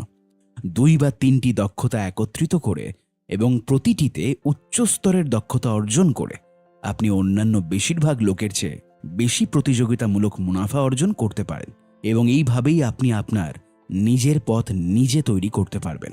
উদাহরণস্বরূপ, অনেক বিখ্যাত স্বাধীন লেখক আছে এবং অনেক বিখ্যাত মার্কেটার আছে, কিন্তু এমন খুব কম সংখ্যক মানুষ আছে যারা একই সাথে খুব ভালো লেখক আবার খুব ভালো মার্কেটারও। এরাই সাধারণত সবচেয়ে সফল হয়, অর্থাৎ সবচেয়ে বেশি বই বিক্রি করতে পারে। আপনার লক্ষ্যে পৌঁছানোর জন্য প্রয়োজনীয় 2টি বা 3টি সবচেয়ে গুরুত্বপূর্ণ দক্ষতায় দুর্দান্ত হয়ে উঠুন, তাহলে আপনার জন্য অর্জনের পথ অনেক সহজ হয়ে যাবে। কর্মপদক্ষেপ। আপনার সবচেয়ে বড় দীর্ঘমেয়াদী লক্ষ্যগুলোর একটিতে পৌঁছানোর জন্য আপনাকে যে সমস্ত দক্ষতা শিখতে হবে তার তালিকা তৈরি করুন। 2টি বা 3টি দক্ষতা নির্বাচন করুন যা সবচেয়ে বড় ইতিবাচক প্রভাব ফেলবে এবং সেই লক্ষ্যে পৌঁছানোর সম্ভাবনাকে সর্বাধিক করে তুলবে। তারপর গুরুত্ব অনুযায়ী তাদের অতিক্রম করে সাজিয়ে ফেলুন। অতিরিক্ত টিপস। যখন এমন দক্ষতা খুঁজছেন যেটাতে আপনি ফোকাস করতে চান, তখন নিশ্চিত করুন যে সেই দক্ষতাগুলো আপনাকে অনুপ্রাণিত করতে পারে। আপনি অনুপ্রাণিত না হলে কোনো দক্ষতায় একটি বিশেষজ্ঞ পর্যায়ে পৌঁছাতে পারবেন না। নতুন দক্ষতা শেখার সময় আরও কিছু বিবেচ্য বিষয়। যখনই একটি নতুন দক্ষতা বিকাশ করতে চাইবেন, তখন অর্জনের প্রয়োজনীয় দক্ষতার স্তরটি মাথায় রাখুন। আপনার সময় এবং শক্তি সীমিত, অতএব শুধুমাত্র আংশিকভাবে উপযোগী বা একেবারেই প্রয়োজন নেই এমন একটি দক্ষতায় অত্যাধিক পারদর্শী হয়ে ওঠার কোনো মানে নেই। এটি গুরুত্বপূর্ণ কারণ দক্ষতা অর্জন করা আর সেই দক্ষতায় একজন বিশেষজ্ঞ হওয়ার মধ্যে ব্যবধান প্রচুর। যদিও আপনি তুলনামূলকভাবে দ্রুত সময়ে কোনো দক্ষতার 80 থেকে 90% অর্জন করতে পারবেন, কিন্তু শেষ 10% অর্জন করতে বছরের পর বছর পার হয়ে যেতে পারে। নিচে দেওয়া বিষয়গুলোর মধ্যে অনেক পার্থক্য আছে। 5টি ভাষায় কথোপকথন করতে সক্ষম হওয়া এবং জাতিসংঘের জন্য একজন দোভাষী হওয়া, ফুটবল, বাস্কেটবল এবং বেসবলে সত্যি ভালো খেলোয়াড় হওয়া এবং একজন NBA প্লেয়ার হওয়া, পিয়ানো, গিটার বা গানের সাথে কয়েকটি গান বাজাতে সক্ষম হওয়া এবং ভিয়েনা ফিলহারমোনিকার, অস্ট্রিয়ার একটি বিখ্যাত অর্কেস্ট্রা যেটা বেহালা বাদক। সংক্ষেপে বলতে গেলে, আপনি একই সময়ে একাধিক দক্ষতা শিখতে পারেন, তবে কেবল যে কোনো একটিতেই বিশেষজ্ঞ হয়ে উঠতে পারবেন। অতএব আপনি যে কয়টা দক্ষতা আয়ত্ত করতে চান তা অত্যন্ত সতর্ক হয়ে নির্বাচন করুন এবং এমন জিনিসগুলোতে প্রয়োজনের চেয়ে বেশি সময় ব্যয় করা এড়িয়ে চলুন যা কেবলমাত্র সাদামাটা ফলাফল আনবে, যদি না আপনি এটি করতে পছন্দ করেন। পঞ্চম অংশ, শক্তির বিভাজন করা। সপ্তম দিন, আপনার শক্তি ভালোভাবে পরিচালনা করে সেটাকে সঠিক কাজে লাগান। সারাহ বার্নার্ড একদিন বলেছিলেন, জীবন থেকে জীবনের জন্ম হয়, শক্তি থেকে শক্তির সৃষ্টি হয়, ধনী হওয়ার পন্থা নিজেকে ব্যয় করা। আজ আমরা আলোচনা করতে যাচ্ছি কেন নিজ শক্তি ভালোভাবে পরিচালনা করতে শেখা গুরুত্বপূর্ণ। এটি কিভাবে করতে হবে সেটিও আমরা আবিষ্কার করব। যত বেশি শক্তি থাকবে আপনি তত বেশি প্রোডাক্টিভ বা উৎপাদনশীল হয়ে উঠবেন। নাম্বার 1, সেরা সময় কার্যকরভাবে ব্যবহার করা। সকলেরই এমন সময় পিরিয়ড হয় যখন অন্যান্য সময়ের চেয়ে অনেক বেশি শক্তি থাকে। এই সময়ে আমরা আরও স্পষ্টভাবে চিন্তা করতে পারি, আরও অনুপ্রাণিত হই এবং ফলস্বরূপ আরও ভালোভাবে কাজ করতে পারি। দুর্ভাগ্যবশত অনেক লোক এই সুযোগের সর্বাধিক ব্যবহার করতে ব্যর্থ হয়। মূল বিষয়গুলো নিয়ে কাজ করার পরিবর্তে তারা সোশ্যাল মিডিয়াতে চ্যাট করা, ইমেল চেক করা বা ছোটখাটো কাজ সম্পূর্ণ করার জন্য সময়টা নষ্ট করে দেয়। যদি তারা দিনের পর দিন এই আচরণটি পুনরাবৃত্তি করতে থাকে, তবে তারা তাদের মনোযোগ নষ্ট করে ফেলবে এবং তাদের উৎপাদনশীলতাকে হত্যা করবে। তাদের মতো হয়েন না, পরিবর্তে প্রধান কাজগুলোতে ফোকাস করতে আপনার শীর্ষ সময়গুলোকে ব্যবহার করুন। মনে রাখবেন, উৎপাদনশীলতা সময়ের বিষয় নয়, বরং মনোযোগ, স্বচ্ছতা এবং শক্তির মাত্রার সাথে সম্পর্কিত। আপনার পিক টাইমে 1 ঘন্টা ফোকাসের সাথে কাজ করা অন্য সময়ে একাধিক ঘন্টা কাজের সমান হতে পারে। যখন আপনার কাছে সবচেয়ে বেশি শক্তি থাকে, তখন মূল কাজগুলো সম্পন্ন করলে আপনার প্রোডাক্টিভিটি বা উৎপাদনশীলতা নাটকীয়ভাবে বৃদ্ধি পাবে। যদিও প্রতিটি মানুষ আলাদা বা অনন্য, তবে আমাদের অনেকের ক্ষেত্রে পিক টাইম বা শীর্ষ সময় সকালবেলা। যদি অনিশ্চিত হন কখন আপনার দিনে সবচেয়ে বেশি শক্তি থাকে, তাহলে নিম্নলিখিত সাধারণ পরীক্ষাটি চালান। একটি চ্যালেঞ্জিং কাজ নির্বাচন করুন যার জন্য প্রচুর শক্তি প্রয়োজন। তারপরে একদিন সকালে, পরের দিন বিকেলে এবং তারপরের দিন সন্ধ্যায় কাজটি করুন। কখন সবচেয়ে শক্তি এবং মানসিক স্পষ্টতা থাকে তা এবং আপনি কখন সর্বোত্তম আউটপুট তৈরি করতে সক্ষম হয়েছেন তা লক্ষ্য করুন। এটাই শেষ কথা। আপনি যদি আপনার পিক টাইম বা শীর্ষ সময় চিহ্নিত করতে পারেন এবং সেই সময়ে মূল বিষয়গুলোতে কাজ করছেন তা নিশ্চিত করতে পারেন, আপনার উৎপাদনশীলতা আকাশচুম্বী হয়ে উঠবে। নাম্বার 2, ডিফিউজড বা নিষ্ক্রিয় মোড বা ফোকাস মোড কার্যকরভাবে ব্যবহার করা। সাফল্য অর্জনের জন্য দৌড়ের ওপর থাকতে হবে, পরিশ্রম করতে হবে, মুখ বন্ধ করে কাজ করতে হবে এবং আঙ্কেল গ্যারি ভিকে গর্বিত করতে হবে, তাই না? গ্যারি ভি বা ভাইনারচাক একজন জনপ্রিয় উদ্যোক্তা যিনি অনলাইনে প্রচুর প্রেরণামূলক পোস্ট করেন। কিছু ক্ষেত্রে কঠোর পরিশ্রম করা অবশ্যই প্রয়োজনীয়, তবে আমি বিশ্বাস করি বুদ্ধি দিয়ে কাজ করা আরও অনেক বেশি গুরুত্বপূর্ণ। এর জন্য একটি সুস্পষ্ট কৌশল থাকা ও আপনি কোন বিষয়ে পারদর্শী এবং কোনটা আউটসোর্স করে নেওয়া উচিত তা জানা প্রয়োজন। আসলে একজন মানুষ প্রতিদিন মাত্র কয়েক ঘন্টার জন্য ফোকাস থাকার সক্ষমতা রাখে। উৎপাদনশীল হতে আপনাকে অবশ্যই ধাক্কা এবং টান পিরিয়ডের মধ্যে সঠিক বিকল্প বেছে নিতে হবে। পুশ বা ধাক্কা পিরিয়ডের সময় যতটা সম্ভব মূল কাজের দিকে মনোনিবেশ করে সেগুলো সম্পন্ন করার চেষ্টা করুন, আর টান পিরিয়ডের সময় নিজেকে একটু ছুটি দিন, আরাম করুন। কঠিন চেষ্টা করা বন্ধ করুন এবং অবচেতন মনকে কাজ করতে দিন। আপনার মনকে সৃজনশীল সমাধান এবং উদ্ভাবনী ধারণা আবিষ্কার করতে দিন। বিশ্রামের সময় এগুলো করতে পারেন। আপনার অবচেতন মনকে একটি প্রশ্ন জিজ্ঞাসা করুন এবং ভাবতে দিন। বন্ধু বা সহকর্মীর সাথে চ্যাট করুন, শিথিলকরণ বা স্ট্রেচিং ব্যায়াম করুন, হাঁটতে চান, কফি পান করুন, ধ্যান করুন, শ্বাস প্রশ্বাস বা মননশীলতার অনুশীলন করুন বা কোনো কিছু না করে শুধু বসেই থাকুন। আসল কথা হলো আপনি কোন সময়ে বা কোন পিরিয়ডে কেবল বিশ্রাম করবেন আর কিছুই করবেন না, এবং কোন পিরিয়ডে কাজে ফোকাস করবেন তা বেছে নিতে হবে। এটি আপনার মস্তিষ্ককে তথ্য প্রক্রিয়াকরণ এবং আপনার শিক্ষাকে একীভূত করতে বা মূল্যবান অন্তর্দৃষ্টি স্থাপন করতে সাহায্য করবে। এছাড়াও মনে রাখবেন যে আপনি যত বেশি সৃজনশীল হয়ে কাজ করবেন, নিষ্ক্রিয় এবং ফোকাস মোডের মধ্যে বিকল্প বেছে নেওয়া তত বেশি গুরুত্বপূর্ণ হয়ে উঠবে। নাম্বার 3, চিন্তা করার জন্য প্রতি সপ্তাহে নির্দিষ্ট সময় বের করা। আমি মনে প্রাণে বিশ্বাস করি প্রতি সপ্তাহে চিন্তা করার জন্য সময় বের করা গুরুত্বপূর্ণ। এর কারণ হলো আমি নিশ্চিত যে ব্যস্ততা সাধারণত চিন্তা করতে অলসতার ফল। চিন্তা ও পরিকল্পনা করার জন্য পর্যাপ্ত সময় নিতে অস্বীকার করার জন্য আমাদের কঠিন মূল্য দিতে হতে পারে। এখন চিন্তা করার অর্থ এই নয় অতীত নিয়ে চিন্তা করা, ভবিষ্যৎ নিয়ে উদ্বিগ্ন হওয়া, নিজেকে একজন শিকার হিসেবে দেখা, অভিযোগ করা, আপনার বর্তমান বিশ্বাস যাচাই করার চেষ্টা করা, দ্রুত অনুমান করা বা তথাকথিত বিশেষজ্ঞদের কাছ থেকে আপনি যা শুনছেন তার পুনরাবৃত্তি করা। পরিবর্তে এর অর্থ নিশ্চিত করা যে আপনি সঠিক পথে এগিয়ে যাচ্ছেন, কোন কাজটা আরো ভালোভাবে করা যেত তার প্রতিফলন দেখা, উৎপাদনশীলতা বাড়ানোর জন্য, পজিটিভ জিনিসগুলো বাড়ানোর জন্য আপনার প্রক্রিয়াগুলোকে পর্যালোচনা করা, বা জীবনের বিভিন্ন ক্ষেত্রে আপনার সাফল্যকে আকাশচুম্বী করার জন্য উদ্ভাবনী উপায়ে চিন্তাভাবনা করা। প্রতিটি সপ্তাহে 1 বা 2 ঘন্টা কৌশলগত চিন্তাভাবনা করা আপনার শক্তির সর্বোত্তম ব্যবহার হতে পারে। উদাহরণস্বরূপ, এই জিনিসটা আপনাকে আপনার সমস্যার আরও ভালো সমাধান খুঁজে পেতে এবং প্রচুর সময় বাঁচাতে সহায়তা করতে পারে। কখনো কখনো শুধুমাত্র একটি সহজ ধারণা আপনার জীবন বা ব্যবসা অকল্পনীয়ভাবে পরিবর্তন করে দিতে পারে।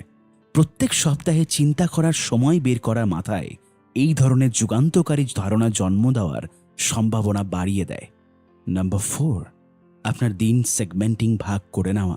ব্যস্ত মানুষজন সারাদিন এক কাজ থেকে অন্য কাজে ঝাঁপিয়ে পড়ে।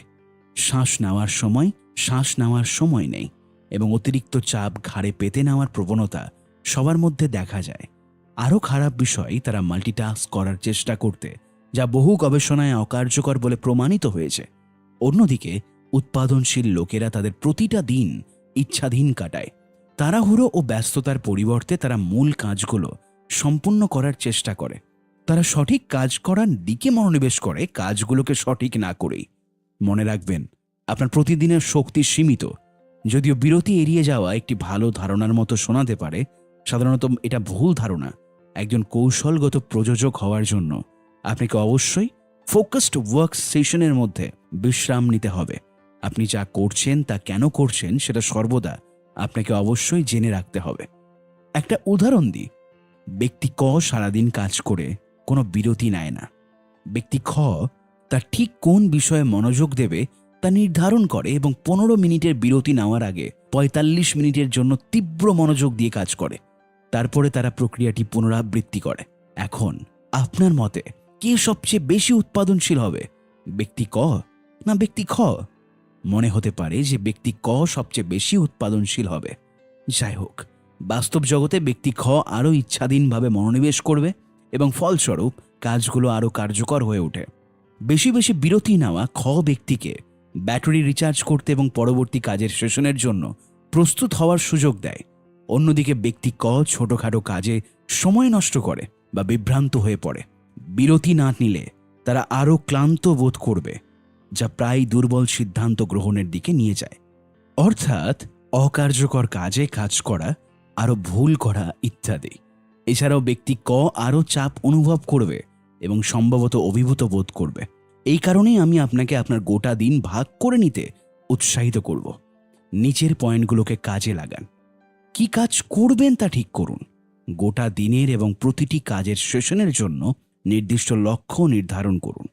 প্রতিটি কাজের সেশনের মধ্যে নিয়মিত এবং পর্যাপ্ত বিশ্রাম নিন। আপনার মূল কাজে মনোযোগী থাকুন। যখনই বিভ্রান্ত হওয়া শুরু করবেন, কাজটিতে পুনরায় মনোযোগ দেওয়ার জন্য সচেতন প্রচেষ্টা করুন। গোটা দিনের ভাগ করা আপনার শক্তিকে আরও কার্যকরভাবে ব্যবহার করতে সাহায্য করবে এবং আপনার চাপ বা অভিভূত হওয়ার ঝুঁকি হ্রাস করবে। নিজের জন্য এটি চেষ্টা করে দেখুন। এটি কতটা কার্যকর তা দেখে আপনি অবাক হয়ে যাবেন।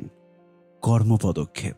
আপনার কর্মনির্দেশিকা ব্যবহার করে নিম্নলিখিত উক্তিগুলোর মাধ্যমে 1 থেকে 10, 1টি মিথ্যা এবং 10টি সত্য, এই স্কেলে নিজেকে রেট করুন। আমি প্রতিদিন আমার সর্বোচ্চ প্রচেষ্টা ব্যবহার করি। আমি কার্যকরভাবে ডিফিউজড মোড বা ফোকাসড মোড ব্যবহার করি। আমি প্রতি সপ্তাহে চিন্তা করার জন্য সময় বার করি। আমি আমার দিন চালানোর উপায়ে ইচ্ছাধীন এবং আমি প্রতিটি দিন কার্যকরভাবে সেগমেন্ট করি। উপসংহার: 2টি অপশন। আপনি ব্যস্ত থাকতে পারেন অথবা আপনি উৎপাদনশীল হতে পারেন। সিদ্ধান্ত আপনার। আমরা এমন একটি বিশ্বে যেখানে যতটা সম্ভব শোষণ করতে সক্ষম তার চেয়ে বেশি তথ্য আমাদের হাতের নাগালে রয়েছে। একটি স্বচ্ছ ও স্পষ্ট কৌশল তৈরি করার, সঠিক তথ্য খুঁজে বের করার এবং আমাদের লক্ষ্যে পৌঁছানো পর্যন্ত কার্যকর পদক্ষেপ নেওয়ার ক্ষমতা আমাদের পরাশক্তি। গত 7 দিনে আপনি একজন কৌশলগত প্রযোজক হওয়ার দিকে উল্লেখযোগ্য অগ্রগতি করেছেন। এখন খুব সম্ভবত আপনি শীঘ্রই বা পরে বিভ্রান্ত হয়ে যাবেন। আপনি পরবর্তী চকচকে বস্তুর পেছনে ছোটা শুরু করবেন, অথবা আপনি অর্থহীন কাজে হারিয়ে যেতে পারেন যা আপনাকে আপনার লক্ষ্যের কাছাকাছি নিয়ে যায় না। কিন্তু এটা স্বাভাবিক, এটা প্রক্রিয়ার অংশ। যখন এরকম ঘটবে তখন এক ধাপ পিছিয়ে যান এবং বনের দিকে তাকান, গাছের দিকে নয়। আপনার সামগ্রিক কৌশল পরিমার্জন করুন, পুনরায় ফোকাস করুন এবং আপনি যে দৃষ্টিভঙ্গি তৈরি করতে চান তার দিকে এগিয়ে যাওয়ার জন্য দৈনিক নিয়মিত পদক্ষেপ নিন। মনে রাখবেন, যাদের সুস্পষ্ট দৃষ্টিভঙ্গি এবং কর্মের সুনির্দিষ্ট পরিকল্পনা রয়েছে তারা প্রায় সব সময় এমন লোকেদের চেয়ে বেশি অর্জন করবে যাদের সুস্পষ্ট দৃষ্টিভঙ্গি ও পরিকল্পনা নেই। এর চেয়ে ভালো উপায় নেই। অতএব একটি কঠিন পরিকল্পনা তৈরি করুন, সর্বোত্তম কৌশল খুঁজুন এবং আপনার লক্ষ্যে পৌঁছানোর জন্য সবচেয়ে কার্যকারী পদক্ষেপগুলো চিহ্নিত করুন। তারপর এই বইয়ের বিষয়বস্তু ব্যবহার করে প্রোডাক্টিভ প্রডিউসার বা কৌশলগত প্রযোজকের মানসিকতা বিকাশ করুন। যখনই একটি নতুন কাজের মুখোমুখি হন, নিজেকে জিজ্ঞাসা করুন যে এটি সত্যি আপনার সময়ের সেরা ব্যবহার করছেন কিনা। আপনি যদি এটি ধারাবাহিকভাবে করেন, সময়ের সাথে সাথে আপনি আপনার পরিচিত সেরা কৌশলবিদদের একজন হয়ে উঠবেন। আরও গুরুত্বপূর্ণ, বেশিরভাগ লক্ষ্যে পৌঁছানোর সক্ষমতা অর্জন করতে পারবেন, এমনকি যেগুলো এখন কঠিন বা সম্ভবত অসম্ভব বলে মনে হচ্ছে সেটাও। কাজটি শেষ করা এবং আপনি যে ফলাফল পেতে চান তা অর্জন করা এখন আপনার উপর নির্ভর করছে। আমি আপনার হয়ে কাজ করতে পারবো না, কিন্তু আমি আপনার ভবিষ্যতের প্রচেষ্টার জন্য আপনাকে শুভকামনা জানাতে পারি। থিবো মরিস। Thanks from audiophile also. আজ পর্যন্ত এইখানেই। ভালো থাকুন, সুস্থ থাকুন এবং কন্টিনিউ শুনতে থাকুন অডিফিলকে। ধন্যবাদ।